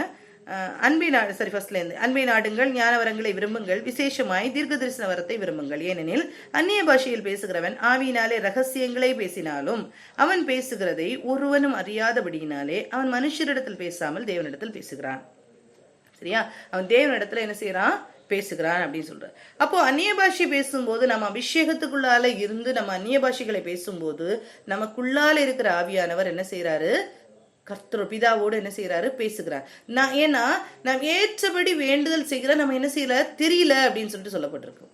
நம்ம ஏற்றபடி வேண்டுதல் பண்ண நமக்கு தெரியல. ரோமர் 8ஆம் அதிகாரம் 26ஆம் வசனத்துல சொல்லியிருக்கோம், ஏற்றபடி விண்ணப்பம் பண்ண நமக்கு தெரியல. நம்முடைய ஜெபம் எப்படி இருக்கிறது, அவருடைய ஜெபம் எப்படி இருக்குது, அந்த மேன்மையான ஜெபம் அங்க சொல்லப்பட்டிருக்கிறது. அப்பதான் இந்த ஒரு காரியம் ஒருத்தங்களுக்காக நம்ம ஜெபிக்கும் போதும் மற்றவங்களுக்காக நம்ம ஜெபிக்கும் போதும் ஏற்றபடி என்ன விண்ணப்பம் பண்ணணும் அப்படிங்கிறது நமக்கு தெரியாது இல்லையா? அப்போ அதை விண்ணப்பம் பண்ணுகிறதற்கு கர்த்தர் என்ன செய்யறாருன்னா, நமக்குள்ளால இருந்து என்ன செய்யறாரு, அந்த ரகசியங்களை பேசுகிற ஒரு அனுபவத்தை நம்ம பார்க்க முடிகிறது. இதுல சொல்லியிருக்கு 4வது வசனத்துல பாருங்க, அந்நிய பாஷையில் பேசுகிறவன் தனக்கே பக்தி விருத்தி உண்டாக பேசுகிறான், தீர்க்க தரிசனம் சொல்லுகிறவனோ சபைக்கு பக்தி விருத்தி உண்டாக பேசுகிறான். அப்போ அந்நிய பாஷை பேசுகிற இடத்துலயும் சொல்றாரு, நமக்கு பக்தி விருத்தி, நமக்குள்ளால பக்தி விருத்தி உண்டாக என்ன செய்யணும், கண்டிப்பா அந்நிய பாஷை அந்த வரத்தை நாம் பெற்றுக்கொள்ளணும், அதை நாடணும். கர்த்தர் கண்டிப்பா கொடுப்பாங்க. ஏன்னா அபிஷேகம் பண்ணும்போது நீங்க அபிஷேகம் பண்ணப்பட்டவர்களை நீங்க கேட்டீங்கன்னா மோஸ்ட் ஆஃப் தம் எல்லாருக்கும் என்ன செய்திருப்பாங்க, கர்த்தர் அந்நிய பாஷை அடையாளத்தோடு கர்த்தர் என்ன செய்திருப்பாங்கன்னு அபிஷேகம் பண்ணியிருப்பாங்க. ஒன்லி 100%, 98% ஆஃப் த பீப்புள், 99 கூட சொல்லலாம், கண்டிப்பா கர்த்தர் அந்நிய பாஷையை கொடுத்திருப்பாங்க. நான் அபிஷேகம் பண்ணப்பட்ட போது, அபிஷேகம் பண்ணப்பட்டது சாயங்காலம், அந்நிய பாஷை வரம் கிடைத்தது நைட்டு. ஸோ அந்த ஒரு காரியம் இருக்கு, அதுக்கு டிஃபரன்ஸ் இருக்கு. அபிஷேகம் பண்ணப்படுகிறதுங்கிறது தனி. ஆனா கர்த்தர் கண்டிப்பா அந்நிய பாஷை வகத்தை என்ன செய்யறாருன்னா கொடுக்குறாங்க. அது தனியான ஒரு காரியம். அதை நம்ம பேசும்போது நமக்குள்ளே பக்தி விருத்தி கண்டிப்பா என்ன செய்து ஏற்படுது. இதை நீங்க பாத்தீங்கன்னா 1 கொரிந்தியர் 2ஆம் அதிகாரத்தை எடுத்து பாருங்க. 1 கொரிந்தியர் 2ஆம் அதிகாரம். இந்த 2ஆம் அதிகாரத்துல என்ன சொல்லுதுன்னா, என்ன சொல்றாருன்னா, பவுல் சொல்றாரு 4வது வசனத்துல, உங்கள் விசுவாசம் மனுஷருடைய ஞானத்தில் அல்ல, தேவனுடைய பலத்தில் நிற்கும்படி என் பேச்சும் என் பிரசங்கமும் மனுஷ ஞானத்துக்குரிய நய வஞ்சகம் உள்ளதா இராமல் ஆவியினாலும் பலத்தினாலும் உறுதிப்படுத்தப்பட்டதா இருக்கிறது. நான் என்ன செய்யறேன், மனுஷனுடைய ஞானத்துக்கு ஏற்றபடி ஒரு நயவஞ்சனமான ஒரு பேச்சு எனக்குள்ளால காணப்படல. நான் உங்ககிட்ட சொல்லுகிற காரியம் எல்லாம் ஆவினாலும் பலத்தினாலும் உறுதிப்பட்டதா இருக்குது அப்படின்னு சொல்றாரு. அப்படி இருந்தும் தேறினவர்களுக்குள்ளே ஞானத்தை பேசுகிறோம், இப்பிரபஞ்சத்தின் ஞானத்தை அல்ல, அழிந்து போகிறவர்களாகிய இப்பிரபஞ்சத்தின் பிரபுக்களுடைய ஞானத்தையும் அல்ல, உலக தோற்றத்திற்கு முன்னே தேவன் நம்முடைய மகிமைக்காக ஏற்படுத்தினதும் மறைக்கப்பட்டதுமாயிருந்த ரகசியமான தேவபாகத்தை ஞானத்தையே பேசுகிறோம். நம் கர்த்தரோடு நம்ம அந்நிய பாஷைகள்ல பேசும்போது கர்த்தருடைய மகத்துவங்களை நம்ம பேசுறோம். இந்த மகத்துவத்தை இந்த உலகத்து ஞானத்தினால நம்மளால என்ன செய்ய முடியாது, புரிந்து கொள்ள முடியாது. இந்த உலக ஞானத்தினால நம்ம என்ன செய்ய முடியாது, அறிந்து கொள்ள முடியாது. அதான் சொல்லியிருக்கோம், உலக தோற்றத்திற்கு முன்னே தேவன் நம்முடைய மகிமைக்காக ஏற்படுத்தினதும் மறைக்கப்பட்டதுமாயிருக்கிற ரகசியமான தேவ ஞானத்தையே பேசுகிறோம் அப்படின்னு சொல்லிட்டு நீங்க அப்படியே வாசிச்சுட்டு வந்தீங்கன்னா, அது இப்பிரபஞ்சத்தின் பிரபுக்களாகிய ஒருவனை அறியவில்லை, அறிந்தார்களான மகிமையின் கர்த்தரை அவர்கள் சிலுவையில் அறைய மாட்டார்களே அப்படின்னு சொல்லிட்டு சொல்றாரு. ஏன்னா சிலுவையில் அறைந்தாங்க அப்படின்னு சொல்லிட்டு 10வது வசனத்தை பாருங்க. நமக்கோ தேவன் அவைகளை தமது ஆவியினாலே வெளிப்படுத்தினார். நமக்கு என்ன செய்திருக்கார், ஆவியினால. அதை பரிசுத்த ஆவியினால நடத்தப்படும் போது நம்ம அதை புரிந்து கொள்ளுகிறோம், அதை புரிந்து கொள்கிறோம். இது மறைக்கப்பட்ட காரியங்கள். இது சொல்லி பழைய ஏற்பாட்டில் யாருக்கும் சொல்லப்படலன்னு சொல்லி நமக்கு தன்னுடைய ஆவியினாலே வெளிப்படுத்தினார். அந்த ஆவியானவர் எல்லாவற்றையும் தேவனுடைய ஆழங்களையும் ஆராய்ந்திருக்கிறார். அந்த ஆவியானவர் எல்லாவற்றையும் என்ன செய்கிறார், அவர் ஆராய்ந்து வைத்திருக்கிறார். அவருக்கு தெரியும், அதை நமக்கு என்ன செய்வாரு, வெளிப்படுத்துவார் அப்படின்னு சொல்றாரு. மனுஷனுள்ள ஆவியே அன்றி மனுஷரில் எவன் மனுஷனுக்குரியவைகளையும் அறியான், அப்படி போல தேவனுடைய ஆவியை அன்றி ஒருவனும் தேவனுக்குரியவைகளை அறிய மாட்டான் அப்படின்னு சொல்லிட்டு 13ஆம் வசனத்தை பாருங்க. அவைகளை நாங்கள் மனுஷன் ஞானம் போதிக்கிற வார்த்தைகளினாலே பேசாமல் பரிசுத்த ஆவி போதிக்கிற வார்த்தைகளினாலே பேசி ஆவிக்குரியவைகளை ஆவிக்குரியவைகளோட சம்பந்தம் படுத்தி காண்பிக்கிறோம். ஜென்ம சுபாவமான மனுஷனோ தேவனுடைய ஆவிக்குரியவைகளை ஏற்றுக்கொள்ளான், அவைகளை அவனுக்கு பைத்தியமாக தோன்றும், அவைகள் ஆவிக்கேற்ற பிரகாரமாய் ஆராய்ந்து நிதானிக்கப்படுகிறவைகளால் அவைகளை அறியவும் மாட்டான். இது என்னன்னா, நமக்கு உண்மையா சொல்றேன், கர்த்தரோடு நம்ம இந்த அந்நிய பாஷைகளை பேசும்போது அநேக காரியங்களை கர்த்தர் வெளிப்படுத்தி கொடுக்கிறார். அது நிச்சயம். அநேக காரியங்களை கர்த்தர் என்ன செய்யறாரு, வெளிப்படுத்திக் கொள்ள. நம்ம கர்த்தரோட ஐக்கியமா இருக்கணும் அப்படின்னு சொல்லும் போது நிறைய காரியங்களை கர்த்தர் சொல்லி கொடுக்கிறாரு. அதே மாதிரி இந்த அந்நிய பாஷையில நம்ம பேசும்போது என்னென்ன வெளிப்பாடுகள், நமக்கு நிறைய வேதத்தின் சத்தியங்களை கர்த்தர் என்ன செய்வாங்கன்னா வெளிப்படுத்தி தந்து கொண்டே இருப்பார். நம்ம இங்க பேசிக்கிட்டே இருப்போம், நமக்குள்ளால ஒரு காரியம் வந்துகிட்டே இருக்கும். ஏதோ ஒரு நம்ம இங்க பேசிக்கிட்டே இருப்போம், அது உண்மையா அந்த பக்தியோடு ஆண்டவர்கிட்ட போய் இருந்துட்டு ஒரு காரியம் புரியாத நேரத்துல ஆண்டவர்கிட்ட பேசும்போது ஒரு சமாதானம் நம்மளை நிரப்போம்னா, அது கர்த்தர் அந்த சமாதானத்தை நமக்கு என்ன செய்வாங்கன்னா, அந்த நம்ம பேசும்போது நான் பக்தி விருத்தி அடையும்படியாக அந்த காரியத்தை நமக்கு என்ன செய்வார்னா தந்து கொண்டே இருப்பார். இது ஒரு பெரிய ஒரு சீக்ரெட். இந்த காரியத்தை நாம் ரகசியத்தை பேசி கர்த்தரோடு பேசுகிற ஒரு அனுபவத்தை பெற்றுக்கொள்ளுகிற ஒரு காரியம். ஆவிக்குரியவர்கள் அப்படின்னு சொல்லும் போது பரிசுத்த ஆவியால் நடத்தப்படுகிறவர்கள் உண்டு, அது இல்லைன்னு சொல்லல. ஆனா அந்த அந்நிய பாஷையின் வரத்தோடு நம்ம கர்த்தரோடு போகும்போது இன்னும் நம்ம நெருங்கி கர்த்தரோடு போகிறதற்குள்ள ஒரு அனுபவத்தை நம்ம என்ன செய்ய முடியும்னா பெற்றுக்கொள்ள முடியும். கண்டிப்பாக நம்ம பெற்றுக்கொள்ள முடியும். 1 கொரிந்தியர் 15ஆம் அதிகாரம் அடுத்த ரகசியத்தை அவர் சொல்றாரு பாருங்க. 1 கொரிந்தியர் 15ஆம் அதிகாரத்துல 50 முதல் 58 வரைக்கும் இது இந்த காரியம். நான் இப்ப என்ன சொன்னேன்னா, ஃபர்ஸ்ட் ஒரு பார்ட்ல என்ன சொன்னேன்னா, ரகசியம் என்ன அப்படிங்கறத நம்ம புரிந்து கொள்ளணும். ரகசியம் என்னங்கிறத நம்ம புரிந்து கொள்ளுகிறது ஒரு பார்ட். இதுதான் ரகசியம். கர்த்தருக்குள்ளால நம்ம இப்படி இருக்கிறோம் அப்படிங்கிறது ஒரு ரகசியம். கர்த்தரோடு நம்ம இணைய போறோம் அப்படிங்கிறது ஒரு ரகசியம். அடுத்தது நான் என்ன சொன்னேன் அப்படின்னா, கர்த்தரோடு நம்ம நெருங்குகிறதற்காக நம்ம என்ன செய்யணும் அப்படின்னா கர்த்தருடைய காரியத்தை நம்ம அறிந்து கொள்ளணும். அதற்கு என்ன செய்யணும்? கர்த்தரோடு நெருங்கி இருக்கணும். அதான் கர்த்தரோடு ரகசியம் பேசணும். அந்த ரகசியத்தை பேசுகிறது நமக்கும் கர்த்தருக்கும் நடக்கிற ஒரு டயலாக். நமக்குள்ளாலே கர்த்தரோடு நம்ம பேசி கொண்டிருக்கிற ஒரு காரியம். அந்த ரகசியம் பேசி பேசி பேசி பேசி வரும்போது கர்த்தர் நம்மோடு என்ன செய்வாரு? நிறைய காரியங்களை இடைப்பட்டு நம்ம கூட என்ன செய்வார்? வெளிப்படுத்தி வெளிப்படுத்தி தருவாங்க. அப்படி இருக்கும்போது நிறைய காரியங்கள் கர்த்தர் பாவம் எது பாவம் அப்படிங்கிறத உணர்த்தி உணர்த்தி தருவாங்க. அப்ப நம்ம கர்த்தரோடு ஐக்கியப்படுகிறதுக்கு இது ஒரு காரணமா இருக்கும் அப்படிங்கிறத கற்றுக்கொண்டோம். அடுத்தது பாருங்க, அடுத்த போர்ஷன் என்ன சொல்லியிருக்கு அப்படின்னா, நம்ம இந்த உலகத்துல வாழுகிறோம். இந்த உலகத்துல நமக்கு என்ன உண்டு? மரணம் அப்படிங்கிறது உண்டு. அந்த மரணத்தை நம்ம என்ன செய்யணும்? நீங்க என்ன செய்ய வேண்டாம், அதுக்காக நீங்க பயப்பட வேண்டாம் அப்படிங்கிற காரியத்தை அந்த இடத்துல சொல்லியிருக்கோம். 1 கொரிந்தியர் 15ஆம் அதிகாரம் 50வது வசனத்தில் சொல்லியிருக்கோம். சகோதரரே, நான் சொல்லுகிறது என்னவெனில், மாம்சமும் இரத்தமும் தேவனுடைய ராஜ்யத்தை சுதந்திரிக்க மாட்டாது, அழிவுள்ளது அழியாமையே சுதந்திரிப்பதும் இல்லை. இதோ ஒரு ரகசியத்தை உங்களுக்கு அறிவிக்கிறேன், நாம் எல்லாரும் நித்திரை அடைவதில்லை, ஆகிலும் கடைசி காலம் துணிக்கும் போது ஒரு நிமிஷத்திலே ஒரு இமை பொழுதிலே நாம் எல்லாரும் மறுரூபமாக்கப்படுவோம். இது எல்லாருக்கும் தெரியும் இல்லையா? இது எல்லாருக்கும் தெரிந்த ஒரு காரியம் தான். நாம் கிறிஸ்தவர்களாக இருக்கிறோம், அதுவும் இப்படி ஒரு கூடகையில நம்ம இணைக்கப்பட்டவர்களாக நம் கர்த்தருக்குள்ளால் ஐக்கியப்பட்டவர்களாக இருக்கிற எல்லாருக்கும் நமக்கு தெரியும். ஆனாலும் இந்த உலக வாழ்க்கை முடியும் போது எல்லாருக்கும் ஒரு வருத்தம், கஷ்டம் எல்லாம் இருக்கு.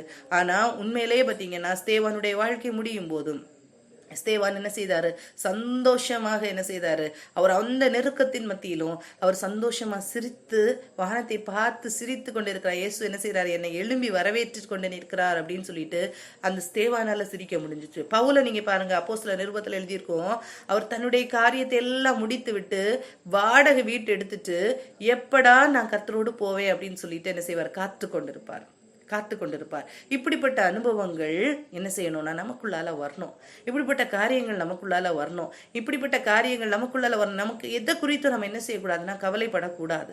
இந்த உலகத்துல நம்ம உலகத்தை விட்டு போகிற காரியங்கள் அப்படிங்கிறது எல்லாருக்கும் உரியது. ஆனா ஒரு காரியம், அது என்னைக்கு வரும் அப்படிங்கிறது நமக்கு தெரியாது. என்னைக்கு நாம் எடுத்துக்கொள்ளப்பட போகிறோம் அப்படிங்கிறதும் நமக்கு தெரியாது. கர்த்தருடைய வருகையும் நமக்கு தெரியாது. அதே நேரம் கர்த்தரோடு நாம் என்ன செய்ய போறோம்? நம்ம ஒரு நாள் மரித்து போகிறோம். இந்த 2 நாளுமே நமக்கு தெரியாது. ஆனா நம்ம இருக்கிற நாட்கள்ல கர்த்தரோடு ஐக்கியப்படுகிற ஒரு காரியத்தை மாத்திரம் நாம் பற்றுக்கொள்வோமானால், இந்த யாக்கோபு சொன்னது மாதிரி கர்த்தரோடு கர்த்தரிடத்துல அன்பு செலுத்துவோமானால் அவர்களுக்கு நித்திய ஜீவன் உண்டு. இந்த ஒரு காரியத்தை நாம் பிடித்துக் கொள்வோம். வேற ஒரு காரியம் நம்ம பார்க்க வேண்டாம். கர்த்தரோடு அன்பு செலுத்தினால், அதே மாதிரிதான் ஆசா தீர்க்கதரிசி ஆசா ராஜா கிட்ட கர்த்தர் சொல்லுவார்ல, நீங்கள் கர்த்தரோடு இருந்தால் அவர் உங்களோடு இருப்பார். வேற எந்த டவுட்டும் கிடையாது. இந்த ஒரு அன்பும் இந்த ஒரு ஐக்கியமும் நமக்குள்ளாலே இருக்கிறதா? இந்த அன்பு, கர்த்தரோடு அன்பு செலுத்துகிற காரியமும் நான் கர்த்தரோடு இருக்கிறேன் அப்படிங்கிற ஒரு காரியமும் நான் என்கிட்ட இருக்கா? இவ்வளவு பார்த்தா போதும். எவ்வளவோ பிசாசின் கிரியைகள் எவ்வளவோ இருக்கு, நான் இல்லைன்னு சொல்ல மாட்டேன். எவ்வளோ காரியங்கள் இருக்கிறது, எவ்வளோ அக்கிரமங்கள் இருக்கிறது. எப்படி இஸ்ரவேல் ஜனங்கள் வழிநடத்தப்பட்டு வரும்போதும் அமலேக்கியர்கள் வழிமறித்தார்களோ அதே மாதிரி நம்மளை வழிமறிக்கிறதுக்கு அநேக காரியங்கள் உண்டு, நிறைய காரியங்கள் உண்டு. ஆனா கர்த்தரோடு ஐக்கியப்பட்டு நம்ம இருக்கும்போது எப்படி நம்ம அதை நம்ம தாண்டி போக முடியும் அப்படிங்கிற அந்த ஒரு காரியத்தை கர்த்தர் நமக்கு என்ன செய்வாருன்னா கற்று தருவார். வழி இதுவே அப்படின்னு சொல்லிட்டு என்ன செய்வார்? காட்டி தருவார். இந்த ஐக்கியம் நமக்கிட்ட என்ன செய்யக்கூடாது? பிரிந்து போகக்கூடாது. அதுல இன்னொரு காரியம் நான் சொல்லுவேன். அமலேக்கியரை குறித்துதான் அந்த காரியத்தை இஸ்ரவேல் ஜனங்கள் பண்ணினத கர்த்தர் என்ன செய்தார்? மனதுல வைத்துட்டு சொன்னாரு. ஒரு நாள் சவுல் ராஜாட்ட சொன்னார், அந்த அமலேக்கியரை முழுவதுமாக அழித்து போடு அப்படின்னு சொன்னாரு. முழுவதுமா அழித்து போடுன்னு. அப்போ அந்த தடையா இஸ்ரவேலுக்கு போகிறதற்கு, அந்த கானான் தேசத்தை அடைகிறதற்கு அவங்களுக்கு தடையா இருந்தது அமலேக்கியர்கள். அந்த அமலேக்கியரை அழித்து போடுன்னு சொன்னப்போ சவுல் முழுமையாக அழித்து போடல, பெயருக்காக அழித்து போட்டான். அதுல கொளுத்தவைகளை எல்லாவற்றையும் சேர்த்து வைத்திருந்தான். அவங்க அதுக்கு மனதே இல்லை, அதை கொண்டு போடுகிறதுக்கு மனசு இல்லை. இதே மாதிரிதான் நமக்குள்ளால இருக்கிற பாவங்கள், ஏதோ ஒரு காரியங்கள் நமக்குள்ளால அதை நாம் அழித்து போடாதபடிக்கு நாம் அதை முற்றிலுமாக அதை விட்டு விலகணும்னு சொல்றாரு கர்த்தர். அதுக்கு எந்த ஒரு சாய்ஸும் கொடுக்கல. நீங்க வந்து கொஞ்சம் வச்சுக்கோங்க, கொஞ்சம் பாவம் தானே நம்ம சொல்லுவோம். இந்த ஒரு காரியம், எந்த காரியம் இல்ல. கர்த்தர் விரும்பாத எந்த காரியம் நமக்குள்ளால இருக்கக்கூடாது. அதை விடுறதுக்குள்ள அந்த பலனை நம்ம கேட்கணும். அதை விடுறதுக்குள்ள பலனை நான் கேட்கணும். நம்மளால முடியாது. நம்ம என்னையும் சேர்த்து தான் சொல்றேன். இன்னைக்கு கோவப்படக்கூடாது அப்படின்னு நம்ம நினைச்சா அன்னைக்கு தான் வேற பெரிய ஒரு டிஸ்டர்பன்ஸ் வரும். நம்ம கோவப்படுவோம், கண்டிப்பா கோவப்படுவோம். ஏதோ ஒரு காரியம் நம்மள என்ன செய்யும்னா நெருக்கும். இதுதான் என்ன நமக்கு இடையில வருகிற தடைகள். இதுக்கு நம்மளால சுயமா முடியுமான்னு கேட்டா முடியவே முடியாது. கர்த்தருடைய பலத்தை நம்ம கண்டிப்பா பெற்றுக்கொள்ளணும். கர்த்தருடைய பலத்தை பெற்றுக்கொள்ளாதபடிக்கு நம்ம என்ன செய்ய முடியாதுன்னா போகவே முடியாது. அந்த பலம் நமக்குள்ளால வேணும். எது இயலலையோ அதை கர்த்தர்ட்ட சொல்லணும். ஒரு பாட்டு அழகா ஒன்றுல என் இயலாமையில் கர்த்தர் செயல்படுவார்னு. அது உண்மையா அவ்வளோ அழகான ஒரு பாடல். நமக்கு எப்படி முடியலையோ, முடியாததை என்ன செய்யணும், அப்படியே கர்த்தர்ட்ட சொல்லினா நானாகவே வந்திருக்கிறேன். எப்படி நமக்கு என்னால இவ்வளவுதான் முடியுது ஆண்டவரே, ஆனா அந்த வாஞ்சை உண்மையான வாஞ்சையா இருக்கணும். அதை விட்டு விட வேண்டும் அப்படிங்கிற வாஞ்சை நமக்குள்ளால என்ன இருக்கணும்னா ரொம்ப ஆழமாக இருக்கணும். இந்த ரெண்டு தான் கர்த்தர் பார்க்கிறாரு. நாம் கர்த்தரோட அன்பு செலுத்த வேண்டும், கர்த்தரோடு ஐக்கியப்பட வேண்டும் அப்படிங்கிற வாஞ்சை நமக்குள்ளால இருக்குதா? அந்த வாஞ்சை இருக்குமானால் நாம் கர்த்தரை தேடுவோம்.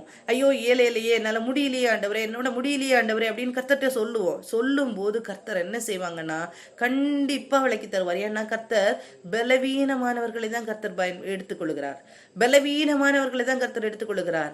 பலம் உள்ளவர்களை அல்ல, ஞானம் உள்ளவர்களை அல்ல, பைத்தியக்காரர்களை கர்த்தர் தெரிந்து கொள்ளுகிறார். நம்ம எப்போ நம்முடைய இயலாமைகளை கர்த்தர்கிட்ட சொல்லுறோமோ, ஐயோ ஆண்டவரே எனக்கு தெரியாது அப்படின்னு சொல்லிட்டு நம்ம ஒப்பு கொடுக்குறோமோ, கர்த்தர் என்ன செய்வாங்கன்னா கண்டிப்பா என்ன செய்வாங்க, நமக்கு கற்று தருவார். சரியா? இந்த காரியம் அப்போ நம்ம ஒரு நாள் என்ன செய்ய போறோம், கர்த்தருக்குள்ளால நம்ம எழும்ப போறோம் அப்படிங்கிற ஒரு நம்பிக்கை இருக்கணும். கர்த்தரை ஃபேஸ் பண்றதுக்கு நம்ம பயப்படவே கூடாது. கர்த்தரை நம்ம ஃபேஸ் பண்றதுக்கு பயப்படவே கூடாது. அந்த ஒரு பயமும் நடுக்கமும் நமக்குள்ளால என்ன செய்யக்கூடாது, வரக்கூடாது. அதான் தெசலோனிக்கே திருச்சபை மக்களுக்கும் எழுதுவார். 1 தெசலோனிக்கேயர் 4ஆம் அதிகாரம் 13 முதல் 18 வரைக்கும் உள்ள வசனங்களை சொல்லுவாரு. நீங்க என்ன செய்யாதீங்க, பயப்படாதீங்க, நீங்க வந்து பயப்படவே வேண்டாம் அப்படின்னு சொல்லிட்டு சொல்லுவாரு. ஒரு நாள் நம்ம என்ன செய்வோம், மரித்தாலும் எடுத்துக்கொள்ளப்படுவோம். அந்த 2ஆம் மரணம் கர்த்தருக்குள்ளால மரிக்கிறவர்களுக்கு இல்ல அப்படின்னு சொல்லிட்டு சொல்லியிருப்பாரு இல்லையா? 1 தெசலோனிக்கேயர் 4ஆம் அதிகாரம் 13 முதல் உள்ள வசனங்களை பாத்தீங்கன்னா 13 வரைக்கும், அன்றியும் சகோதரரே, நித்திரை அடைந்தவர்கள் நிமித்தம் நீங்கள் நம்பிக்கையற்றவர்களாக மற்றவர்களை போல துக்கித்து அறிவில்லாதிருக்க எனக்கு மனதில்லை. நீங்க என்ன செய்யாதீங்க, இப்படி இருக்கிறதற்கு எனக்கு மனதில்லை. இயேசுவானவர் மரித்த பின்பு எழுந்திருந்தார் என்று விசுவாசிக்கிறோமே, அப்படியே இயேசுவுக்குள் நித்திரை அடைந்தவர்களையும் தேவன் அவரோட கூட கொண்டு வருவார் அப்படின்னு சொல்லிட்டு சொல்லப்பட்டிருக்கிறது. அப்போ நாம் கர்த்தரோடு என்ன செய்வோம், ஒரு நாள் கண்டிப்பா எழுப்பப்படுவோம் அப்படிங்கிறதும் என்னதான் ஒரு ரகசியம். இன்னைக்கு உண்மையிலே நமக்கு தெரியும், ஆனா எத்தனை கிறிஸ்தவர்களுக்கு இது தெரியும்?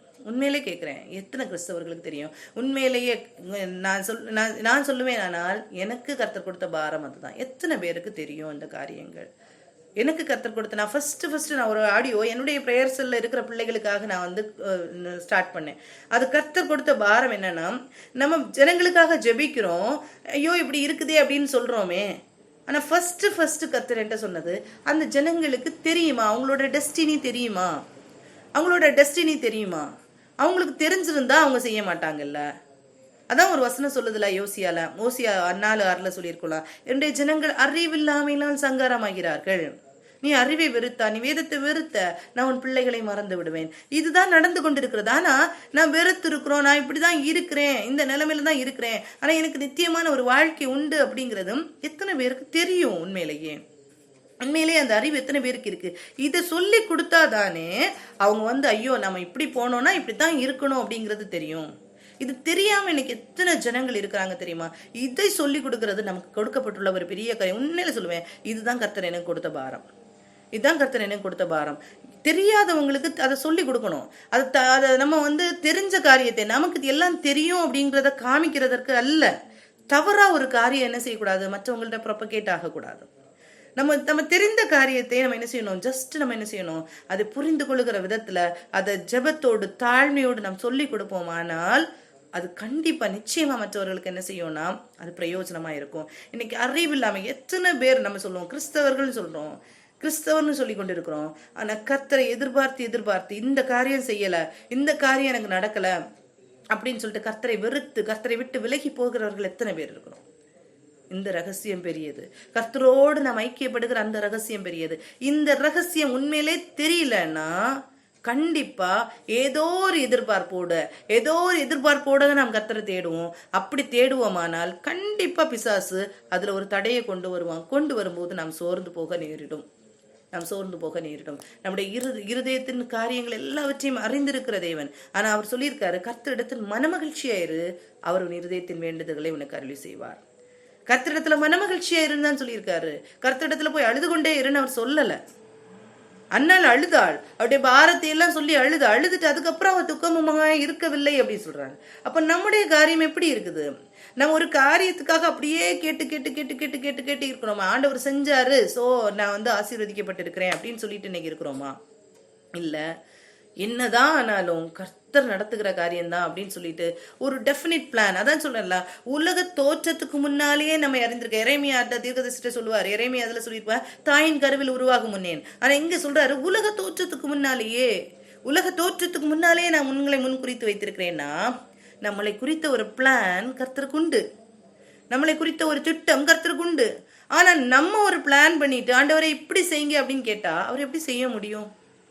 ஒரு வேலை அடம் பிடிச்சு நம்ம கேட்போமானால அவர் செய்வாரு, ஆனா அது நன்மையா இருக்காது. நம்ம படிச்சோம்ல, மன்னாவை கொடுத்த தேவன் அவங்ககிட்ட காடை வேணும், இறைச்சி வேணும்னு கேட்டு 1 மாதம் கொடுத்தாரு. அவங்க சாப்பிட்டு மூக்கு வெளியே வர்ற வரைக்கும் சாப்பிட்டாங்க, திகட்டுக்கிற வரைக்கும் சாப்பிட்டாங்க.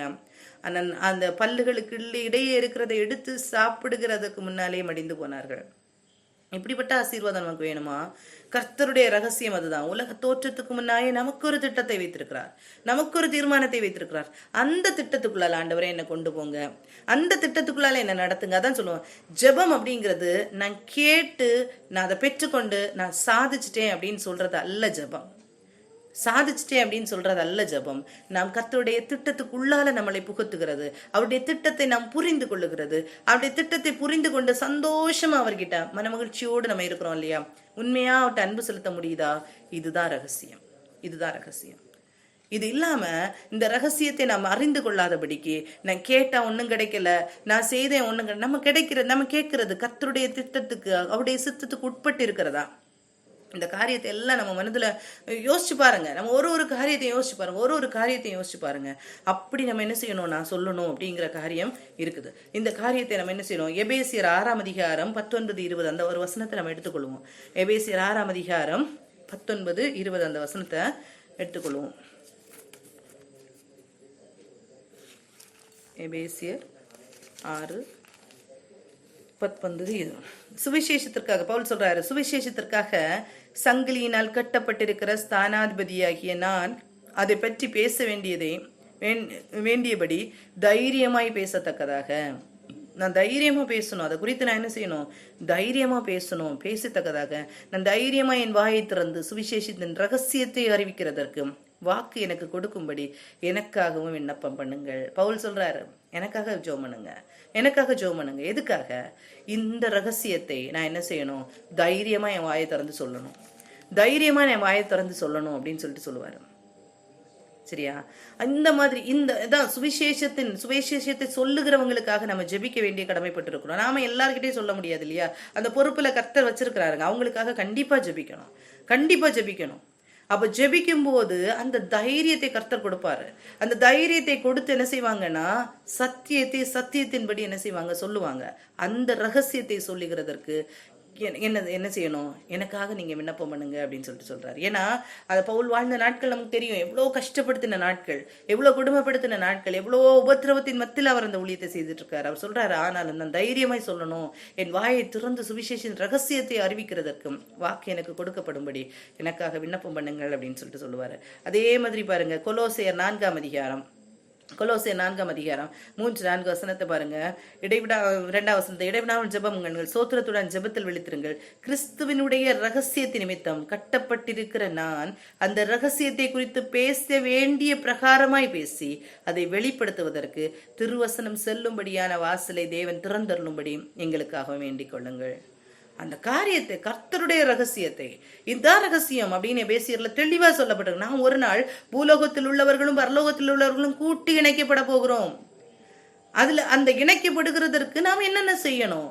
இந்த ரகசியங்களை என்ன செய்யணும்னா தைரியமா சொல்லணும் அப்படின்னு சொல்லிட்டு எங்களுக்காக வேண்டிக் கொள்ளுங்க. திறந்த வாசல் எங்களுக்கு வரணும், திருவசனம் செல்லணும், அவங்களுக்குள்ளால ஒவ்வொருவருக்குள்ளாலே அந்த திருவசனம் உள்ள போகணும் அப்படிங்கிறதுக்காக ஜெபம் பண்ணுங்கள் அப்படின்னு சொல்லிட்டு சொல்லணும். உண்மையிலே சொல்றேன், கண்டிப்பா நம்ம ஜெபம் பண்ண கடமைப்பட்டிருக்கிறோம். கர்த்தருடைய வார்த்தைகளை சொல்லுகிற ஒவ்வொருவருக்காகவும் நம்ம ஜெபம் பண்ண கடமைப்பட்டிருக்கிறோம். நிறைய நெருக்கங்கள் வரும், நிறைய கஷ்டங்கள் வரும். என்னதான் வந்தாலும் கர்த்தருக்காக எந்த எதிர்பார்ப்பும் இல்லாமல் அன்பில் பரிசுத்தம் உள்ளவர்களாக, கர்த்தருடைய அன்பு நமக்கிட்ட எவ்வளவு அழகா வெளிப்பட்டதோ அதே போல ஒரு அன்பு நாம் கர்த்தரிடத்திலும் ஃபெல்லோ பீப்புள் கிட்டையும் நம் மக்கள் கிட்டையும் நம்ம இருக்குமானால் அதுதான் என்னது, அந்த ஒரு பரிசுத்தமான அன்பு. நம்ம கர்த்தரோடு எந்த ஒரு காரியமா இருக்கட்டும், நம்ம மற்றவங்க கிட்ட சொல்லணும். மற்றவங்க நம்மளை குறித்து என்ன சொல்றாங்களோ என்ன செய்யறாங்களோ நமக்கு தெரிந்த காரியத்தை நம்ம என்ன செய்யணும், நான் சொன்னதுதான் சரி அப்படின்றதுக்கு அல்ல, நான் சொன்னதுதான் சரி அப்படிங்கிறதுக்கு அல்ல, தாழ்மையோடு இந்த காரியத்தை என்ன செய்யணும், நமக்கு புரிந்த காரியங்களை நம்ம என்ன செய்யணும், மற்றவங்களுக்கு சொல்லி கொடுக்கணும். அது சத்தியமா இருந்தா கர்த்தர் கண்டிப்பா அவங்களோட பேசுவாரு. ஜெபிக்கும் போது கர்த்தர் பேசுவாரு. அந்த காரியத்தை எல்லாரும் என்ன செய்யணும்னா சொல்லி கொடுக்கணும். நான் இந்த ப்ரேயர் மீட்டிங் அட்டன் பண்ணும்போது நான் சொல்லுவேன், நான் நினைப்பேன், இதை கேட்டுட்டு இருக்கவங்க நிறைய பேர் இருக்கிறோம், நம்ம கேட்கிறோம், ஆனா இதை மற்றவங்களுக்கு சொல்லி கொடுக்கறதற்கு நமக்கு கடமை உண்டு. என்னைக்குமே கேட்டுட்டு இருக்கிறதற்கு மாத்திரம் அல்ல, அது மற்றவங்களுக்கு சொல்லி கொடுக்கணும். அப்படி சொல்லி கொடுக்காம இருந்தா இனி நாட்கள் இல்லை. கர்த்தரை புரிய வேண்டிய விதத்துல புரியணும், அறிய வேண்டிய விதத்துல அறியணும். சும்மா ஏதோ மேலோட்டமாக அறிந்து கொள்ளுகிற காரியம் அல்ல. அது எல்லாருக்கும் அந்த காரியங்கள் கொடுக்கப்படல. ஒருவேளை இல்ல சொல்லுவாங்க, சும்மா சொல்லும்போது சொல்லுவாங்க, சொல் புத்தி வேணும், இல்லைன்னா சொந்த புத்தி வேணும், இல்லைன்னா சொல் புத்தியாவது வேணும் அப்படின்னு சொல்லுவாங்க இல்லையா? அதே மாதிரிதான் நாம் கர்த்தரோடு இருந்து கர்த்தரிடத்திலிருந்து பெற்றுக்கொள்ளணும். அது எல்லாருக்கும் கர்த்தர் இலவசமாக கொடுத்திருக்கிற ஒரு காரியம் கர்த்தரோடு. ஆனாலும் சில வரங்களை கர்த்தர் என்ன செய்திருக்காரு, சிலருக்கு கொடுத்திருக்கிறார். எதுக்காக கொடுத்திருக்காருன்னா ஜஸ்ட் நம்ம சொல்லுறதுக்காக, நாம் அவங்கள்ட்ட சொல்லணும், மற்றவங்க கிட்ட சொல்லணும். அதுக்காக தான். நாம் மேன்மை பாராட்டுகிறதற்கு